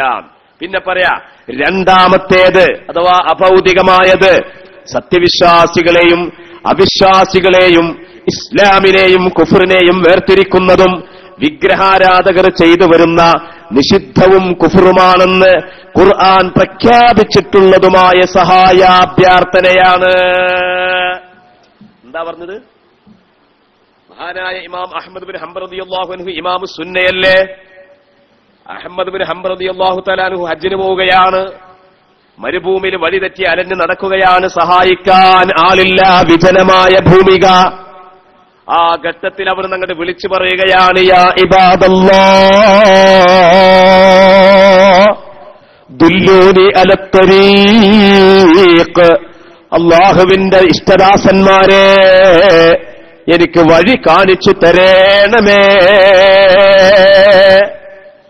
മറഞ്ഞ ശക്തികളോടുള്ള സഹായത്തേട്ടം, ഈ സഹായത്തേട്ടം ഇമാം അഹ്മദ് ബിൻ ഹംബൽ തങ്ങൾ നടത്തിയിട്ടുണ്ടെങ്കിൽ, അത് അനിഷേധ്യരായ തൗഹീദി പ്രസ്ഥാനത്തിന്റെ ഇമാമിങ്ങൾ നടത്തിയിട്ടുണ്ടെങ്കിൽ, മുഹദ്ദിസീങ്ങളെല്ലാവരും നടത്തിയിട്ടുണ്ടെങ്കിൽ, സലഫുകളിൽപ്പെട്ട ഉലമാക്കൾ അവരുടെ ജീവിതത്തിൽ അത് ഫലപ്രദമാണെന്ന് അനുഭവത്തിന്റെ വെളിച്ചത്തിൽ പഠിപ്പിച്ചിട്ടുണ്ടെങ്കിൽ, അക്കാര്യങ്ങൾ നമ്മുടെ ഇമാമിങ്ങൾ അവരുടെ കിതാബുകളിൽ രേഖപ്പെടുത്തിയിട്ടുണ്ടെങ്കിൽ, ഇവന്മാരെന്താ പറഞ്ഞത്?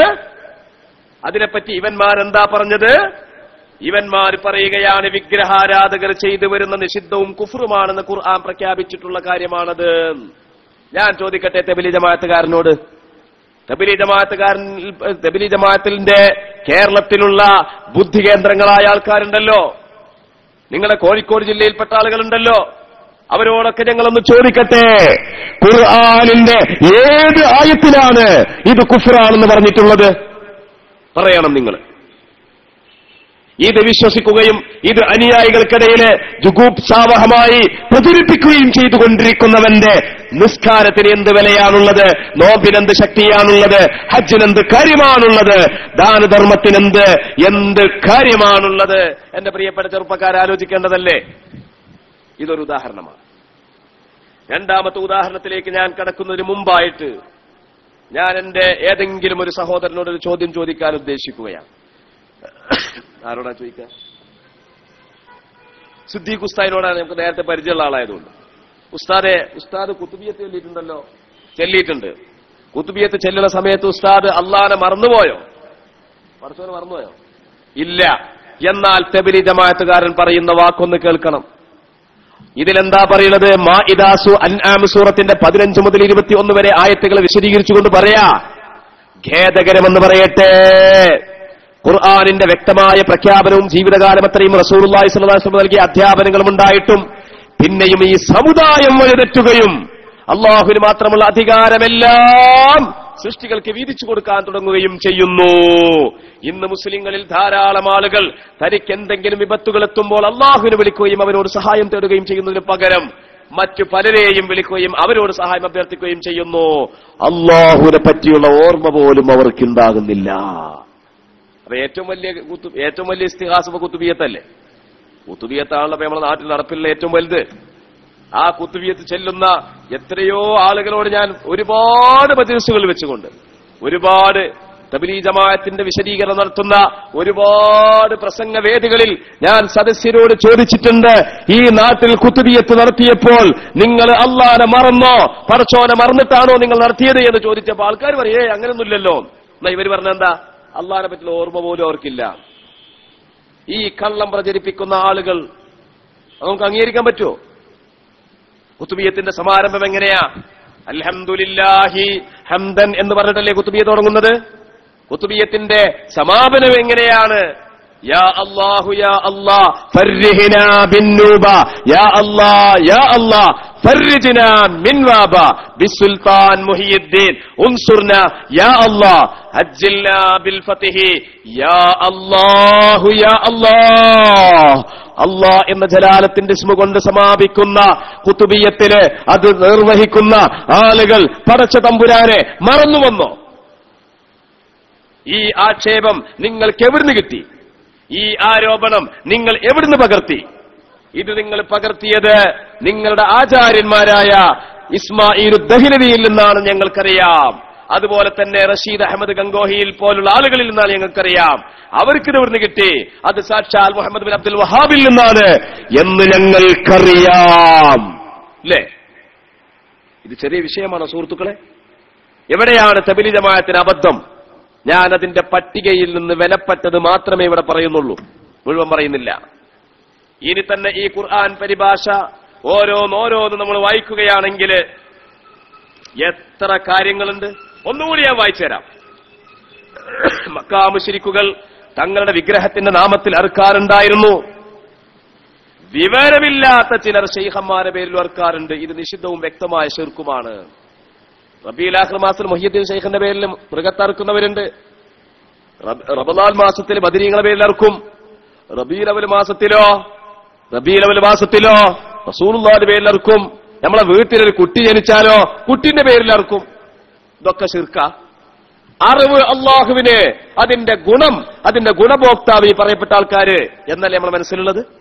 അല്ലാതെ നമ്മൾ ആരെങ്കിലും അറുക്കുന്ന സമയത്ത് ദാ മുഹിയുദ്ദീൻ ശൈഖിന്റെ പേര് കൊണ്ട് അറുക്കുന്നു എന്ന് അറുക്കലുണ്ടോ? ആരെ പേരിലാണെങ്കിലും നമ്മളെന്താ ചെല്ലല്? ബിസ്മില്ലാഹിർ റഹ്മാനിർ റഹീം അല്ലേ? എന്നിട്ട് ഈ തൗഹീദിന്റെ അചഞ്ചലമായ ആശയം മുറുകെ പിടിക്കുന്ന ഉത്തമ സമുദായമായ ഇസ്ലാമിക സമൂഹത്തെ കൊന്നനം കാണിക്കാൻ വേണ്ടി, ഈ ഇസ്ലാമിക സമൂഹത്തെ അപവാദം പ്രചരണം നടത്താൻ വേണ്ടി തബ്ലീഗ് ജമാഅത്തുകാരന്റെ ഖുർആൻ പരിഭാഷയുടെ മലയാള വരികളല്ലേ എന്റെ മുഅ്മിനീങ്ങളെ വായിച്ചത്? ഇത് അംഗീകരിക്കാൻ പറ്റുമോ? ഞാനതിന്റെ തെളിവുകളിലേക്കോ മറ്റോ കടക്കുന്നില്ല. കാരണം ഇവിടെ തെളിവ് പറയേണ്ട സ്ഥലമല്ല. തബ്ലീഗ് ജമാഅത്തിന്റെ പ്രശ്നങ്ങൾ എന്താണ്, അവർക്ക് വല്ല കുഴപ്പമുണ്ട്, സമസ്ത വെറുതെ ഇങ്ങനെ അധികാരമോഹത്തിന് വേണ്ടി അല്ലെങ്കിൽ കാലിന്റെ ചോട്ടിൽ നിന്ന് അണികൾ ഒലിച്ചു പോകുന്നതിന് ഭയപ്പെട്ടതിന് വേണ്ടി തീരുമാനമെടുത്തതാണ് എന്നാണോ സത്യം? എന്താണ് സത്യം എന്നുള്ളത് വിലയിരുത്താൻ വേണ്ടിയാണ്. ബഹുമാനപ്പെട്ട കണ്ണിയത്ത് ഉസ്താദിനൊക്കെ കാലിന്റെ ചോട്ടിൽ നിന്ന് ആൾക്കാർ ഒലിച്ചു പോകണ പേടിയൊന്നുമില്ല. ആൾക്കാർ പോകുകയാണെങ്കിൽ പോയിക്കോട്ടെ, ഹക്കിന്റെ മേൽ നിൽക്കണം എന്നുള്ള അല്ലേ. ഒരിക്കൽ കുത്തുബി മുഹമ്മദ് മുസ്ലിയാരും കണ്ണിയത്ത് ഉസ്താദും തമ്മിൽ ഒരു മസ്അലയിൽ പ്രശ്നമുണ്ടായി. പ്രശ്നം എന്ന് പറഞ്ഞാൽ നമ്മൾ പറയുന്ന പ്രശ്നമല്ല കേട്ടോ, ഒരു തർക്കമുണ്ടായി, പണ്ഡിതന്മാരുടെ ആരോഗ്യപരമായ തർക്കം. അപ്പൊ ആ സമയത്ത് കണ്ണിയത്ത് ഉസ്താദ് പറഞ്ഞു, കണ്ണിയത്ത് അഹമ്മദ് സത്യം പറഞ്ഞു, കുത്തുബി പഴച്ചുപോയി എന്ന് പറഞ്ഞു. പഴച്ചു എന്ന് പറഞ്ഞ മസലയിൽ ഈ മസല കുത്തുബിക്ക് പഴച്ചു എന്ന് പറഞ്ഞു. അപ്പൊ ആ സമയത്ത് ഒരു ചെറിയ മസലയാണ്, ചെറിയ മസല. ഈ വിവരം കുത്തുബി ഉസ്താദ് അറിഞ്ഞു. കുത്തുബി ഉസ്താദ് ആളുകളോട് പറഞ്ഞയച്ചു, കണ്ണിയത്ത് അഹമ്മദിനോട്. കണ്ണിയത്ത് അഹമ്മദ് എന്ന് പറയാൻ കാരണം കുത്തുബി ഉസ്താദിന്റെ ശിഷ്യനാ. കണ്ണിയത്ത് അഹമ്മദിനോട് പോയി പറയണം, ദാ ഇങ്ങനെയാണ് മസല ഉള്ളത്, അതിന്റെ തെളിവിന്നതാ, പോയി പറയണം എന്ന് പറഞ്ഞു. ആൾക്കാർ പോയി പറഞ്ഞു. കണ്ണിയത്ത് ഉസ്താദിന് ബോധ്യപ്പെട്ടു. ഉടനെ കണ്ണിയത്ത് ഉസ്താദ് പരസ്യമായി പറഞ്ഞു, എന്റെ ഉസ്താദ് കുത്തുബി തങ്ങൾ പറഞ്ഞത് ശരി തന്നെ. കണ്ണിയത്ത് പയച്ചുപോയി. കണ്ണിയത്ത് അഹമ്മദ് പയച്ചുപോയി. നമ്മൾ ആരെങ്കിലും അങ്ങനെ പറയോ? അങ്ങനെ പൊതുവേദിയിൽ വെച്ചുകൊണ്ട് പരസ്യമായി പ്രഖ്യാപിക്കാൻ പടച്ചോനെ പേടിയുള്ള ആൾക്കാരാണ് കണ്ണിയത്ത് ഉസ്താദിനെ പോലത്തെ ആൾക്കാർ. അവരാണ് ഈ പറയുന്നത്. ഇനി നിങ്ങൾ നോക്കൂ സഹോദരങ്ങളെ, നബിദിനാഘോഷത്തെ പറ്റി എന്താ നമ്മളെ ഇമാമിയങ്ങൾ പറഞ്ഞത്? നബിദിനാഘോഷത്തിൽ ഇടപെട്ട മുഴുവൻ ആളുകളും എന്താ പറഞ്ഞത്? നബിദിനാഘോഷം നല്ല ആചാരം, അത് പുണ്യാർഹമായ ആചാരമാണ് എന്നല്ലേ പുണ്യ നബി സല്ലല്ലാഹു അലൈഹി വസല്ലമ തങ്ങളുടെ പ്രാഥമികത വിവരിച്ചു കൊടുക്കുന്ന, അവിടുത്തെ ഔവലിയത്തിനെ കുറിച്ച് നിർവചിച്ചു കൊടുക്കുന്ന നബിദിനാഘോഷം. ആ നബിദിനമാഘോഷം അതുകൊണ്ട് തന്നെ പുണ്യകർമ്മമാണ് എന്ന് എല്ലാ ഇമാമിങ്ങളും ഫത്വ ചെയ്തപ്പോൾ തബ്ലീഗ് ജമാഅത്തുകാരന്റെ ഉള്ളിലിരിപ്പിതാ പുറത്തു ചാടാൻ പോവുകയാണ് മലയാള ഭാഷയില്. എന്താണ് അവർ പറയുന്നത്? രണ്ട് പ്രധാനപ്പെട്ട ആരോപണമാണ് പറയുന്നത്. രണ്ടും ഗൗരവപ്പെട്ടതാണ്. ഒന്ന്, നബിദിനാഘോഷം ജാഹിലിയ ആചാരമാണ്. ജാഹിലിയത്ത് എന്ന് പറഞ്ഞാൽ അറിയില്ലേ? അബൂജഹലിന്റെയും കൂട്ടുകാരുടെയും ആചാരങ്ങളെ പറ്റിയല്ലേ ജാഹിലിയാക്കൾ എന്ന് പറയാറുള്ളത്? അതേ ആരോപണമാണ് ഇതിൽ പറഞ്ഞത്. രണ്ട്, ക്രൈസ്തവരിൽ നിന്ന് നമ്മൾ കടം പറ്റിയതാണ് നബിദിനാഘോഷം. നഊദു ബില്ലാഹ്.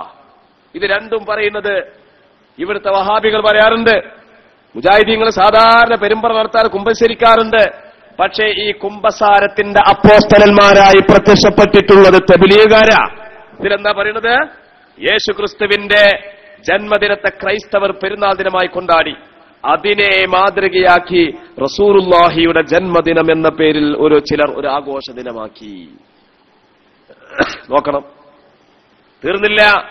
ഇതിൽ പറയാ അത് ജാഹിലിയ ആചാരങ്ങളുടെ തുടർച്ചയായി നബിയും സഹാബത്തും തള്ളിക്കളഞ്ഞിരിക്കുന്നു.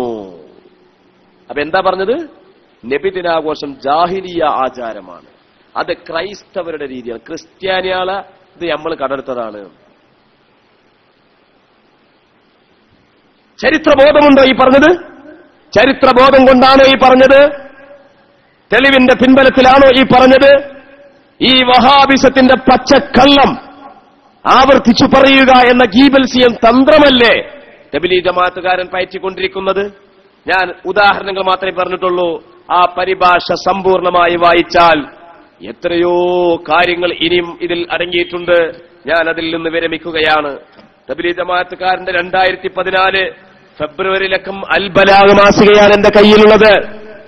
ഈ അൽബലാഗ് മാസികയുടെ 33-ാമത്തെ പേജിൽ ഒരു ലേഖനമുണ്ട്. എന്താണ് ലേഖനം? 34-ാമത്തെ പേജിൽ അല്പം ചില നബിദിന ചിന്തകൾ. എന്താണ് ആ ചിന്ത എന്നറിയോ? ഇതിൽ പറയുന്നത് ആഘോഷിക്കാതിരിക്കലാണ് ഉത്തമം, വിശേഷിച്ചും അവിടുന്ന് വഫാത്തായത് അന്നല്ലേ. അപ്പൊ നബി വഫാത്തായത് 12-നായതുകൊണ്ട് ആഘോഷിക്കാതിരിക്കുകയാണ് വേണ്ടത്.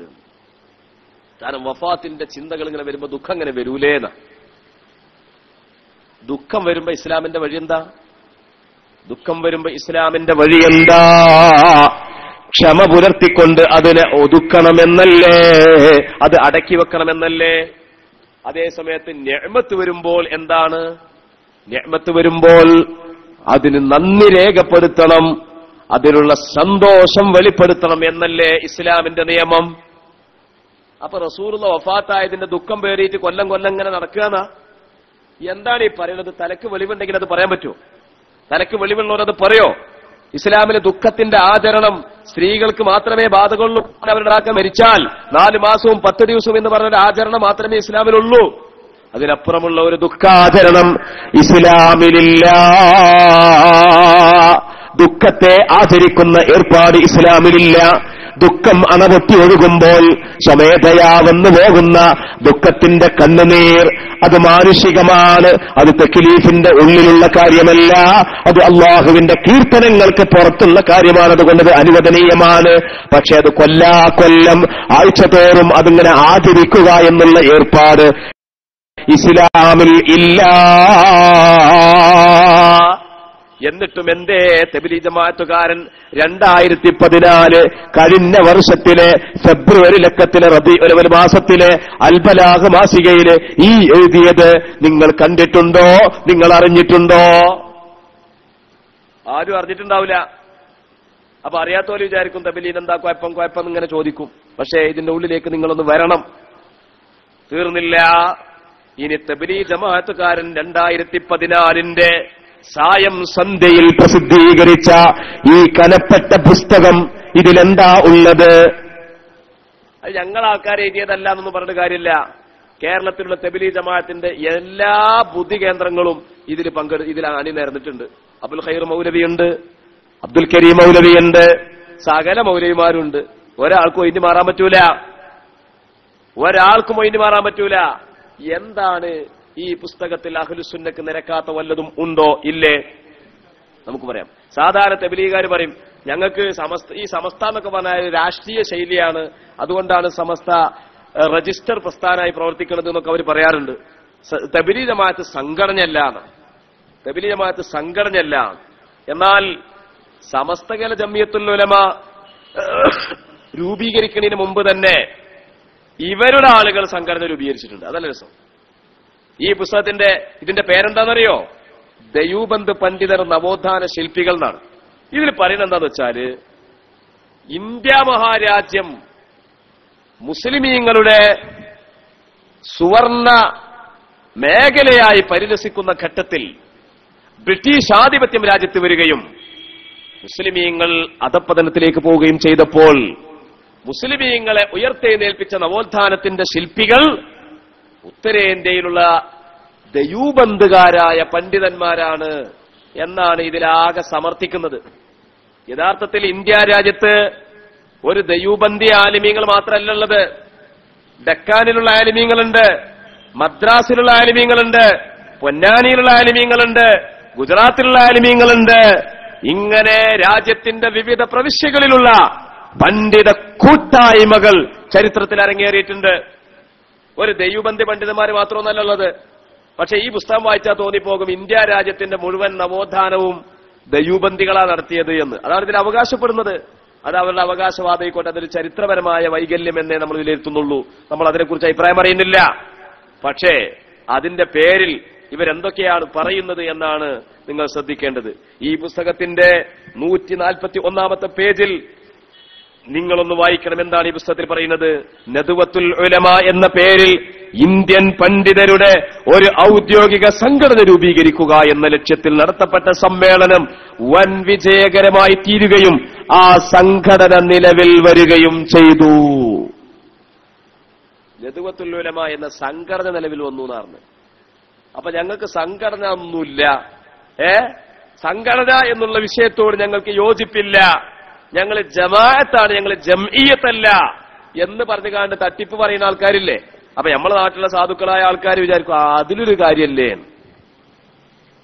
പക്ഷേ ഇത് ആട്ടുംതോലണിഞ്ഞ ചെന്നായയാണ് ഈ സംസാരിക്കുന്നത് എന്ന് മനസ്സിലാക്കി കഴിഞ്ഞാൽ, ആട്ടുംതോലണിഞ്ഞ ചെന്നായയാണ് ഈ സംസാരിക്കുന്നതെന്നും ഇതിന്റെ തോല് ഉരിഞ്ഞ ആൾ കാണുന്നത് സാക്ഷാൽ ചെന്നായയാണ് എന്ന് മനസ്സിലാക്കി കഴിഞ്ഞാൽ, എന്റെ പ്രിയപ്പെട്ട മുഅ്മിനീങ്ങളെ, സംഘടനയുടെ സ്ഥാപനത്തെ പ്രശംസിച്ചുകൊണ്ടാണ് ഈ പറയുന്നത്. അപ്പൊ ഇവർക്ക് സംഘടനയല്ല, സംവിധാനമല്ല എന്നൊന്നും പറഞ്ഞു കാണ്ട് കേരളത്തിൽ പറഞ്ഞാൽ വില പോവില്ല. വളരെ വ്യക്തമായി നമ്മൾ മനസ്സിലാക്കണം. പിന്നെ അവർ പറയുന്ന മറ്റൊരു വാക്കാണ്, ഞങ്ങൾക്ക് വാദപ്രതിവാദങ്ങളൊന്നുമില്ല, ഖണ്ഡനങ്ങളില്ല, മണ്ഡലങ്ങളില്ല, സ്റ്റേജ് കെട്ടി വിശദീകരണങ്ങളില്ല, ഒന്നുമില്ലാത്ത ആൾക്കാരാണ് ഞങ്ങൾ എന്ന് പറയുന്ന ആൾക്കാര്. ഈ പുസ്തകത്തിന് 47, 49 പേജുകൾ എന്താ പറഞ്ഞത്? നീ എപ്പോ വായിച്ചേരാ? എന്താ പറഞ്ഞത്? ഇതിൽ പറയാം, സമുദായത്തിന്റെ ഈമാനും ഇബാദത്തും സംരക്ഷിക്കപ്പെടേണ്ടുന്ന നിർബന്ധ ബാധ്യത ഉലമാക്കളുടെ മേൽ പൈതൃകമായും പ്രവാചക ചര്യയിലൂടെ തുടർച്ചയായി അള്ളാഹു ഏൽപ്പിച്ചതുമാണ്. ഈ കർമ്മനിർവഹണത്തിന് വേണ്ടി ദേവന്തിലെ ഉലമാക്കൾ അരയും തലയും മുറുക്കി കർമ്മനിരതരായി വാദപ്രതിവാദത്തിലൂടെയും ഖണ്ഡനങ്ങളിലൂടെയും ഗ്രന്ഥങ്ങളിലൂടെയും പ്രസംഗം, പ്രബോധനം, പ്രസിദ്ധീകരണം തുടങ്ങിയ എല്ലാ മാർഗങ്ങളിലൂടെയും വ്യാജസൂഫികൾക്കും ചൂഷണ പണ്ഡിതന്മാർക്കുമെതിരിൽ അവർ സജീവമായി കൊടുങ്കാറ്റായി ആഞ്ഞടിച്ചു പ്രവർത്തിച്ചു എന്നാ പറഞ്ഞത്. അപ്പൊ ഞങ്ങൾക്ക് വാദപ്രതിവാദമല്ല, ഖണ്ഡനമണ്ഡനമല്ല, സംവാദമല്ല എന്ന് പറയുന്ന ആൾക്കാരെ ഇതിന്റെ 47-ാമത്തെ പേജിലെ 2ാമത്തെ പാരഗ്രാഫാണ് ഞാൻ വായിച്ചത്. എന്താ? വാദപ്രതിവാദങ്ങളിലൂടെ, ഖണ്ഡനമണ്ഡനങ്ങളിലൂടെ സജീവമായി കൊടുങ്കാറ്റായി ആഞ്ഞടിച്ചു എന്നാ പറഞ്ഞത്. ചെറിയ ആഞ്ഞടിക്കലൊന്നല്ല, കൊടുങ്കാറ്റ്. നമ്മളെ നേപ്പാളിലൊക്കെ ഭൂകമ്പം ഉണ്ടായില്ലേ, എന്നതുമായിരിക്കത്തെ കൊടുങ്കാറ്റായി ആഞ്ഞടിച്ചു എന്നാ പറഞ്ഞത്. 47-ാമത്തെ പേജിലാണ് പറഞ്ഞത്. ഇനി 49-ൽ എന്താ പറയണത്? 49-ൽ പറയുകയാണ്, എന്താ പറയണത്? തൗഹീദിന്റെയും ഉലൂഹിയത്തിന്റെയും അറിവുകൾ നൽകുന്ന ബോധവൽക്കരണവുമായി വാദപ്രതിവാദങ്ങളും ബോധന ക്ലാസുകളും. ബഹുമാന്യനായ മുസ്തഫ അഷ്റഫ് ഉസ്താദ് എത്തിക്കഴിഞ്ഞു. ഇൻഷാ അല്ലാഹ് ഞാൻ കുറച്ച് കാര്യങ്ങളും കൂടി പറഞ്ഞിട്ട് പിന്നെ നമുക്ക് ഇവിടെ കസേരകളെ ഒരു 2-3 കസേര, 3 അവിടെ ഉണ്ടല്ലോ, അവിടെ ഇരുന്നാൽ മതി. ആർക്ക് ചോദ്യം ചോദിക്കാനുള്ള ആൾക്കാർ ഈ പറഞ്ഞതിൽ എന്തെങ്കിലും എതിർക്കാനുണ്ടെങ്കിൽ അവിടെ നല്ല നിൽക്കല്ലോ, നല്ല സദസ്സാണ്. അല്ലാതെ ഇവിടെ ആകെപ്പാടെ കുട്ടിച്ചോറാക്കണം എന്നൊക്കെ വിചാരിച്ചു കാണുന്ന ആരെങ്കിലും വരികയാണെങ്കിൽ അതൊന്നും ഒരു ശരിയായ രീതിയല്ല. നേർക്കുനേരെ സഹോദര ബുദ്ധ്യ കാര്യങ്ങളെ മനസ്സിലാക്കണമെന്ന ചിന്തയോടുകൂടി ആഗ്രഹിക്കുന്ന ആളുകൾ അവര് ഇവിടെ വരണമെന്നാണ് പ്രത്യേകമായി ഉണർത്താനുള്ളത്. ഇതിൽ പറഞ്ഞെന്താ? വാദപ്രതിവാദങ്ങളും ബോധന ക്ലാസുകളും ഗ്രന്ഥരചനകളുമായി ദാറുൽ ഉലൂമിന്റെ അനേകായിരം ദായികളായ മഹാപണ്ഡിതന്മാർ ഈ ചൂഷക സന്യാസിമാരായ വ്യാജ സൂഫികൾക്കെതിരിൽ ശക്തമായി അടരാടി. അപ്പൊ വാദപ്രതിവാദം ഞങ്ങൾ നടത്താറില്ല എന്നൊന്നും പറയണ്ട. തബ്ലീഗ് ജമാഅത്തുകാർ അടരാടിയ വാദപ്രതിവാദമായി പറഞ്ഞത്, അടരാടിയ വാദപ്രതിവാദം. മനസ്സിലായില്ലേ?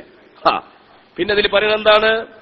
ഇതിലിങ്ങനെ പറഞ്ഞിരിക്കുകയാണെങ്കിൽ സാധാരണ നമ്മൾ കേൾക്കുന്ന അലിയാർത്ഥങ്ങളെ മദ്ഹായിട്ട് പറയുന്ന ഹദീസില്ലേ, അനമദീനത്തുൽ ഇൽമി വ അലിയുൻ ബാബുഹാ, ആധ്യാത്മിക വിജ്ഞാനത്തിന്റെ പട്ടണമാണു ഞാൻ, ആ പട്ടണത്തിലേക്കുള്ള കവാടമാണ് അലിയുബ്നു അബീ ത്വാലിബ് എന്ന അല്ലാഹുവിന്റെ റസൂലിന്റെ ഹദീസ് നിങ്ങൾ കേട്ടിട്ടില്ലേ? ആ ഹദീസ് കേൾക്കാത്തവർ ചുരുക്കമായിരിക്കും. പക്ഷേ ഈ പുസ്തകത്തിന്റെ 111-ാമത്തെ പേജില് എന്താ പറഞ്ഞതെന്നറിയോ? ഷിയാക്കൾ കെട്ടിച്ചമച്ച പലതും ഹദീസുകളായി യാതൊരു തത്വദീക്ഷയും കൂടാതെ നമ്മുടെ മതവേദികളിൽ മുഴങ്ങി കേൾക്കാറുണ്ട്. ഞാൻ വിജ്ഞാനത്തിന്റെ പട്ടണമാണ്, അലി അതിന്റെ കവാടമാണ് എന്ന ഹദീസ് ആ കൂട്ടത്തിൽപ്പെട്ടതാണ്. ഈ ഹദീസ് ഇമാം ഹാക്കിം റിപ്പോർട്ട് ചെയ്തതാണ്. ഹാദാ ഹദീസുൻ സ്വഹീഹുൽ ഇസ്നാദ് വലം യുഖർരിജാഹു. ഈ ഹദീസ് പ്രബലമായ ഹദീസാണെന്ന് ഇമാം ഹാക്കിം റളിയല്ലാഹു തആല അൻഹു അവിടുത്തെ മുസ്തദ്റക്കിൽ പറയുമ്പോ എന്താ അവർ പറഞ്ഞത്? ഇത് ഷിയാക്കൾ കെട്ടിച്ചമച്ച ഹദീസാണ്. ഇത് പറയുന്നതാരാ? തബ്ലീഗ് ജമാഅത്തുകാരനാ പറയുന്നത്. എവിടെയാ പറയുന്നത്? അവരുടെ ഗ്രന്ഥത്തിലാ പറയുന്നത്. 111-ാമത്തെ പേജിലാണ് ഈ വിഷയം പരാമർശിച്ചിട്ടുള്ളത്. ഇനി നിങ്ങൾ നോക്കൂ സഹോദരങ്ങളെ, ഇസ്തിഗാസയെ സംബന്ധിച്ച് എന്താ പറയുന്നതെന്നറിയോ? തവസ്സുല്, ഷിയായിസം, പുണ്യം തേടി മഹാന്മാരുടെ ഖബർ സിയാറത്ത്, അതൊക്കെ ഷിയായിസമാണ്. ഇതിന്റെ 112-ാമത്തെ പേജ് ഞാനൊന്ന് വായിച്ചുതരാൻ സുബിഹി വരെ വായിച്ചു തരേണ്ടത്. അഹ്ലു സുന്നത്തി വൽ ജമാഅത്തിന്റെ ആശയങ്ങൾക്കെതിരില് 2014 ഒരു കൊല്ലം പൂർത്തിയായിട്ടില്ല. 2014 മലയാളക്കരക്ക് സമ്മാനമായി നൽകിയ തബ്ലീഗിന്റെ ഈ പുസ്തകത്തിൽ എന്തെല്ലാം പരാമർശങ്ങളുണ്ടെന്ന് വിശദീകരിക്കാനോ അല്ലെങ്കിൽ വായിക്കാൻ സുബിഹി വരെ ചെലവ് ചെയ്യുകയാണെങ്കിൽ ഇൻഷാ അല്ലാഹ് നമുക്ക് വായിക്കാം. തയ്യാറുണ്ടോ? ഇതിലെന്താ പറഞ്ഞത്? മഹാന്മാരെ മധ്യവർത്തികളാക്കി പ്രാർത്ഥിച്ചാലേ അല്ലാഹു സ്വീകരിക്കുകയുള്ളൂ എന്ന മൂഢവിശ്വാസം സുന്നി ബഹുജനങ്ങളിൽ പ്രചരിപ്പിക്കുന്നതിൽ ഷിയാക്കൾ എത്രമാത്രം വിജയിച്ചു എന്ന് ആലോചിക്കുക. സുന്നികളുടെ അഖീദാ ഗ്രന്ഥങ്ങളിലൊന്നും ഇങ്ങനെ ഒരു ആദർശം പഠിപ്പിക്കുന്നില്ല. ഞാൻ ഈ എടുത്തുവെച്ച ഈ പേപ്പറുകൾ എന്താണെന്നറിയോ? ഇന്നലെ ഉതിരമ്പൊയിൽ എന്ന് പറഞ്ഞ സ്ഥലത്ത് പ്രസംഗിക്കാൻ ഉപയോഗിച്ച പേപ്പറാ. ഇസ്തിഗാസക്കും തവസ്സുലിനുള്ള തെളിവുകളാണ് ഇതിൽ പറയുന്നത്. എന്നിട്ട് ഇതിൽ പറയാ സുന്നിയാളെ കിതാബിലൊന്നും ഇതില്ല. ഇത് വായിച്ചുകൊണ്ട് ഇതാണ് ശരിയെന്ന് വിശ്വസിക്കുന്ന അനേകായിരം തബ്ലീഗ് ജമാഅത്തുകാർ നമ്മുടെ നാട്ടിലില്ലേ? അവർ ഈ കാര്യം ആലോചിക്കേണ്ടതല്ലേ? നിങ്ങൾ നോക്കൂ, പിന്നെ എങ്ങനെയാണത് അവരുടെ മുഖ്യ ചർച്ചാ വിഷയമായത്? പുണ്യം തേടി മഹാന്മാരുടെ ഖബറുകൾ സന്ദർശിക്കുന്ന പരിപാടി ഷിയാ സമ്പ്രദായമത്രേ. ഷിയ എന്ന് പറഞ്ഞാൽ അറിയില്ലേ? ഷിയാക്കൾ എന്ന് പറഞ്ഞാൽ ഇറാനിലുള്ള ആൾക്കാരാണ്. ബോംബെയിൽ അവരുടെ അലകളുണ്ട്, ജമ്മു കാശ്മീരിലുണ്ട്, കേരളത്തിൽ കാണുന്നില്ല. ഷിയാക്കളെ വിശ്വാസങ്ങൾ വളരെ പിഴച്ചതാണ്. ജിബ്രീൽ അലി ഇസ്ലാം വഹയുമായിട്ട് അലിയാർ തങ്ങളുടെ അടുക്കിലേക്ക് വരുമ്പോ വഴിമാറിയിത്രേ. അങ്ങനെ വജ്ജറിയാതെ പോയി ഹിറാഗുയിൽ ചെന്ന് ചാടി. അപ്പൊ അവിടെ മുഹമ്മദ് നബി ഇരിക്കുന്നുണ്ട്. അപ്പൊ ഏതായാലും കിടക്കട്ടെ, ഇനി അലിയാർ തങ്ങളെ തരാൻ നേരല്ല എന്നും പറഞ്ഞുകാണ്ട് മുഹമ്മദ് നബിക്ക് കൊടുത്തുകാണ്ട് ആകാശത്തേക്ക് പോയി എന്ന് പറയുന്ന ആൾക്കാരാണ് ഷിയാക്കള്. ആ ഷിയാക്കളാണ് ഇത്ര ഇതൊക്കെ ഉണ്ടാക്കിയത്. എന്നിട്ട് പറയാ, ഇനി നിങ്ങൾ ശ്രദ്ധിക്കണം. ഇനി വായിക്കാൻ പോകുന്ന ആ ഒരു വാക്ക് നിങ്ങൾ ശരിക്കും ആലോചിക്കണം. ഞാൻ ചെലവൂർക്കാരോടൊരു ചോദ്യം ചോദിക്കട്ടെ. നിങ്ങളുടെ മഹല്ലിൽ മക്ബറയില്ലേ, ഖബർസ്ഥാനില്ലേ? ആ ഖബർസ്ഥാനെ പറ്റി നിങ്ങൾ എന്താ പറയല്? ഖബർസ്ഥാൻ എന്നാ പറയല് അതോ കുഴിമാടങ്ങൾ എന്നാ പറയല്? എന്താ പറയല്? നിങ്ങളെ മാപ്പാരെ ഖബറിനെ പറ്റി കുഴിമാടെന്നാ പറയല്, ഖബർസ്ഥാൻ എന്നാ പറയല്? കുഴിമാടെന്ന് പറയാൻ പറ്റുമോ? നിങ്ങളെ വല്യപ്പാര് മരിച്ചിട്ടുണ്ടെങ്കിൽ അവരെ കുറിച്ച് നിങ്ങൾ ശവങ്ങൾ എന്ന് പറയുമോ? പറയോ? എന്നാ തബ്ലീഗ് ജമാഅത്തുകാരൻ എന്താ പറഞ്ഞത്? മഹാന്മാരുടെ ഖബറുകളെ പറ്റി ശവകുടീരങ്ങൾ. ശവകുടീരങ്ങൾ ഇതിൽ പറയാ, ശവകുടീരങ്ങൾ. ഞാൻ വായിച്ചത് ആർക്കെങ്കിലും സംശയം ഉണ്ടെങ്കിൽ ഇവിടെ ഒന്ന് നോക്കാം. ശവകുടീരങ്ങൾ സന്ദർശിക്കുന്നതും പുണ്യം തേടുന്നതും അവരുടെ വിശ്വാസത്തിന്റെ, ഷിയാക്കളെ വിശ്വാസത്തിന്റെ അവിഭാജ്യ ഘടകമാണ്.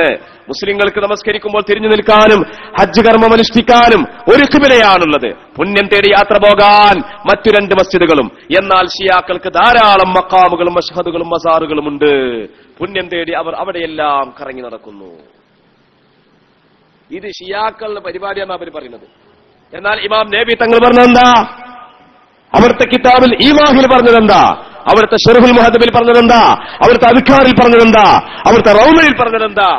ഇത് മുസ്ലിമീങ്ങളെ, ഇത് സ്വഹാബത്തിന്റെ, ഇത് താബിഈങ്ങളെ, വസായിരി അസ്ഹാബിന, മറ്റു നമ്മുടെ അനുചരന്മാരുടെ മുഴുവൻ നടപടിക്രമമാണെന്ന് പഠിപ്പിച്ച ഇമാം നവവിയുടെ ആഹ്വാനത്തിന് വിരുദ്ധമായി ഇത് ഷിയാക്കളെ ആചാരമാണ് എന്ന് പച്ചമലയാളികൾക്ക് പ്രചരിപ്പിക്കുന്ന ഈ ഏർപ്പാട് അംഗീകരിക്കാൻ പറ്റുമോ? മുഅ്മിനീങ്ങളെ, ചിന്തിക്കണം, ആലോചിക്കണം. ഇനി ഇതിലുള്ള ഓരോ കാര്യങ്ങളും മുഹ്യിദ്ദീൻമാലയും കുത്തുബിയത്തും അത് അഹ്ലുസുന്നയുടെ അഖീദ അനുസൃതമാണ് എന്ന് ആരെ മുമ്പിലും അരക്കിട്ടുറപ്പിക്കാനും സമർത്ഥിക്കാനുമുള്ള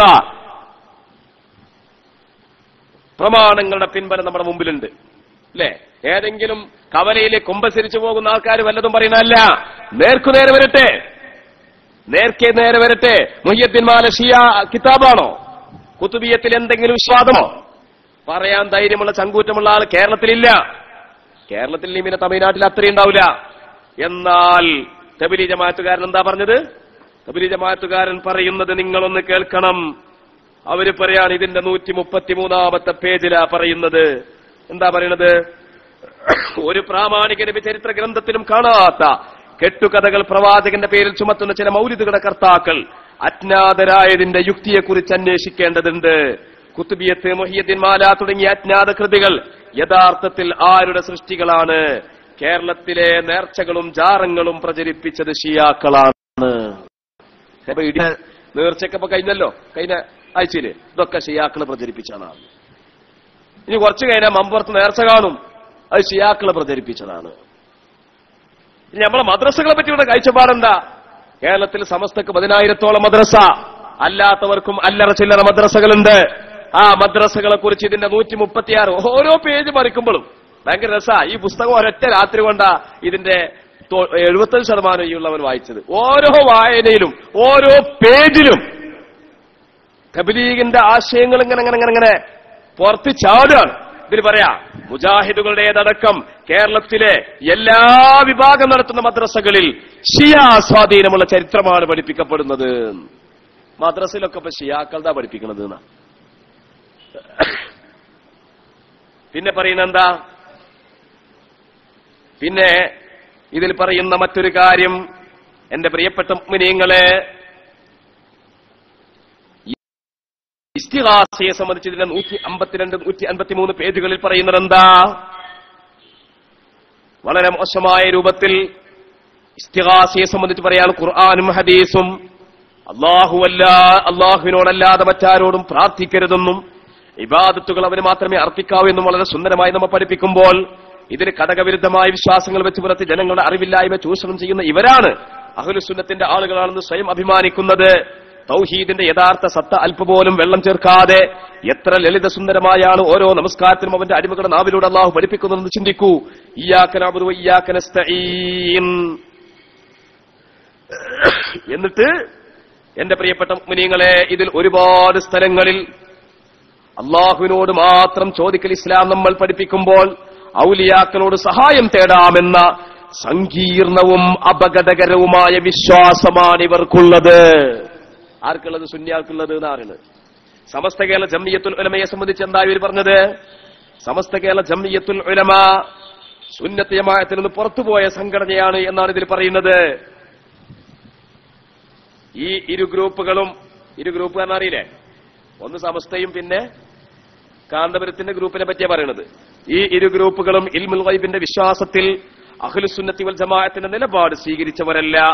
അഹ്ലുസുന്നയുടെ വിശ്വാസം മേൽ പറഞ്ഞ രണ്ടുമല്ലാത്ത മറ്റൊന്നാണ് എന്നതാണ് യാഥാർത്ഥ്യം എന്ന് പറഞ്ഞിട്ട് സമസ്തയെ അഹ്ലുസുന്നത്തി വൽ ജമാഅത്തിൽ നിന്ന് പുറത്താക്കുകയാണ് എന്റെ പ്രിയപ്പെട്ട സഹോദരങ്ങളെ ഈ പുസ്തകത്തിൽ ചെയ്തുകൊണ്ടിരിക്കുന്നത്.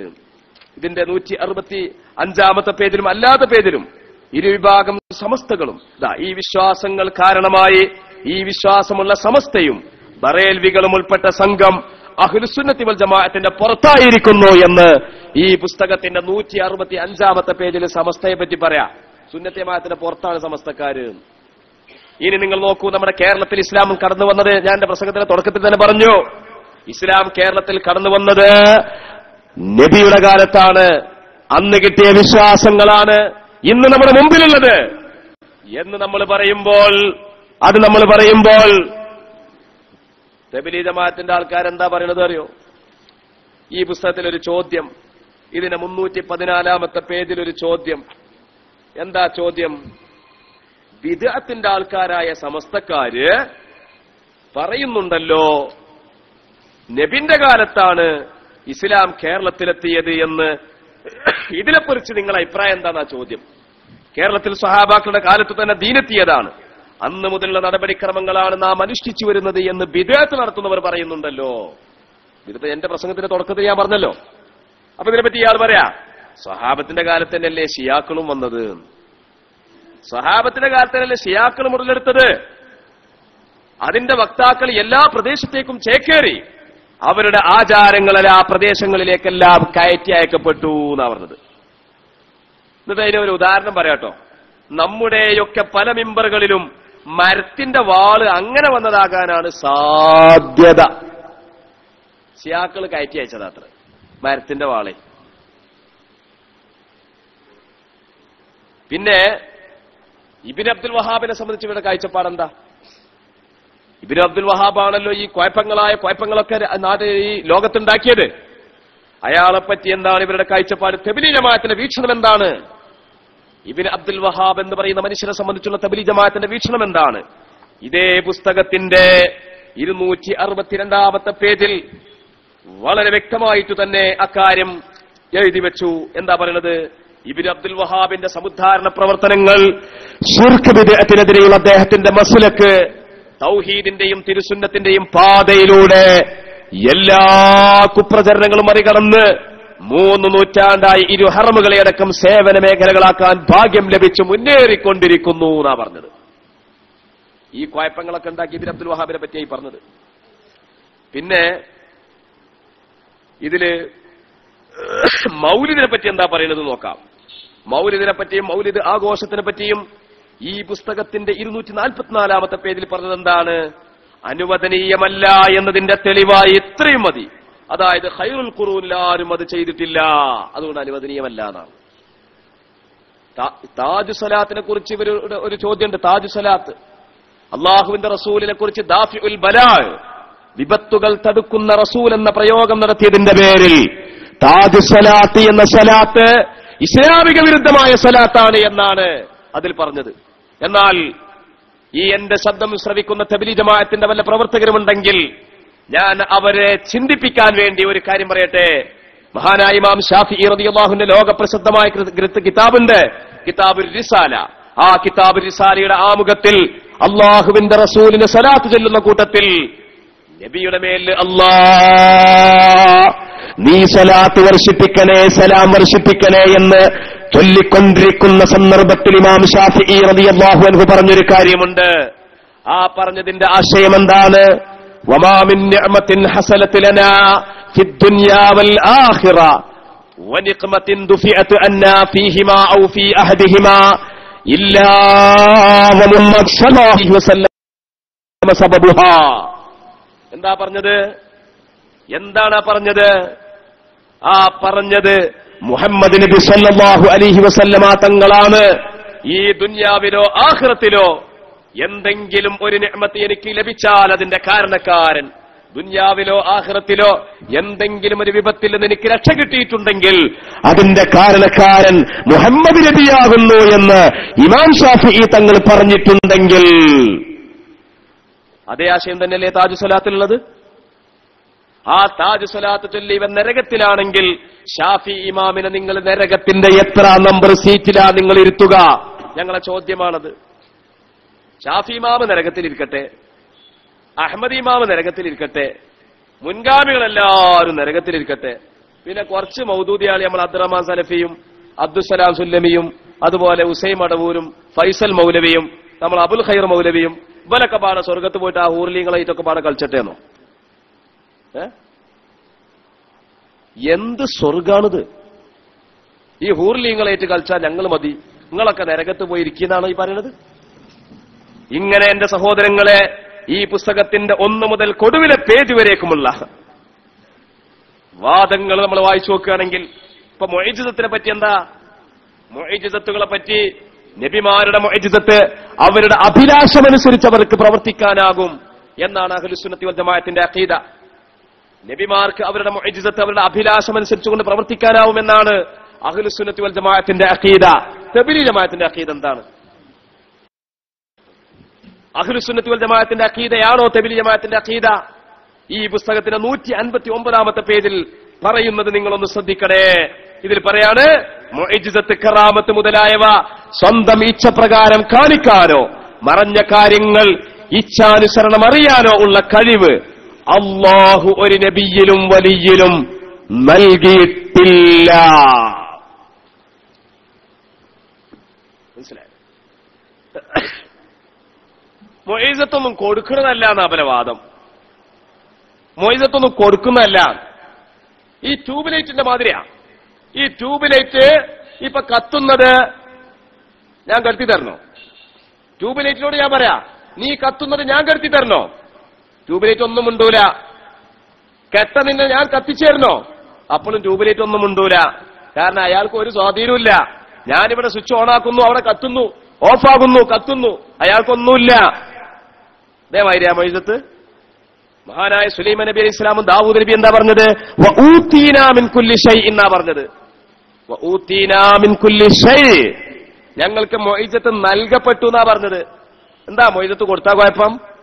മുഅ്ജിസത്തുകൾ കൊടുക്കാനുള്ളതല്ല, മുഅ്ജിസത്തുകൾ നടപ്പിലാവാനുള്ളതാണ് എന്ന ഈ വാദം, വഹാബിസത്തിന്റെ വാദം അക്ഷരം പ്രതി ഇതിലിതാ പേജുകളോളാ വിശദീകരിച്ചത് ഇൽമുൽ ഗൈബ് എന്നുള്ള അധ്യായത്തിൽ. ഇതൊന്നും ഇവിടെ സുന്നത്തി ജമാഅത്തിന്റെ പണ്ഡിതന്മാർ കാണുകയോ അറിയുകയോ ചെയ്യുന്നില്ല എന്ന് വിചാരിച്ച് നടക്കേണ്ട സുഹൃത്തുക്കളെ. അതുകൊണ്ട് ഞാൻ എന്റെ വാക്കുകൾ നിർത്തുകയാണ്. നിങ്ങൾ ചോദ്യം ചോദിക്കാൻ പറ്റുന്ന? അത് ശരി, ഇൻഷാ അല്ലാഹ്.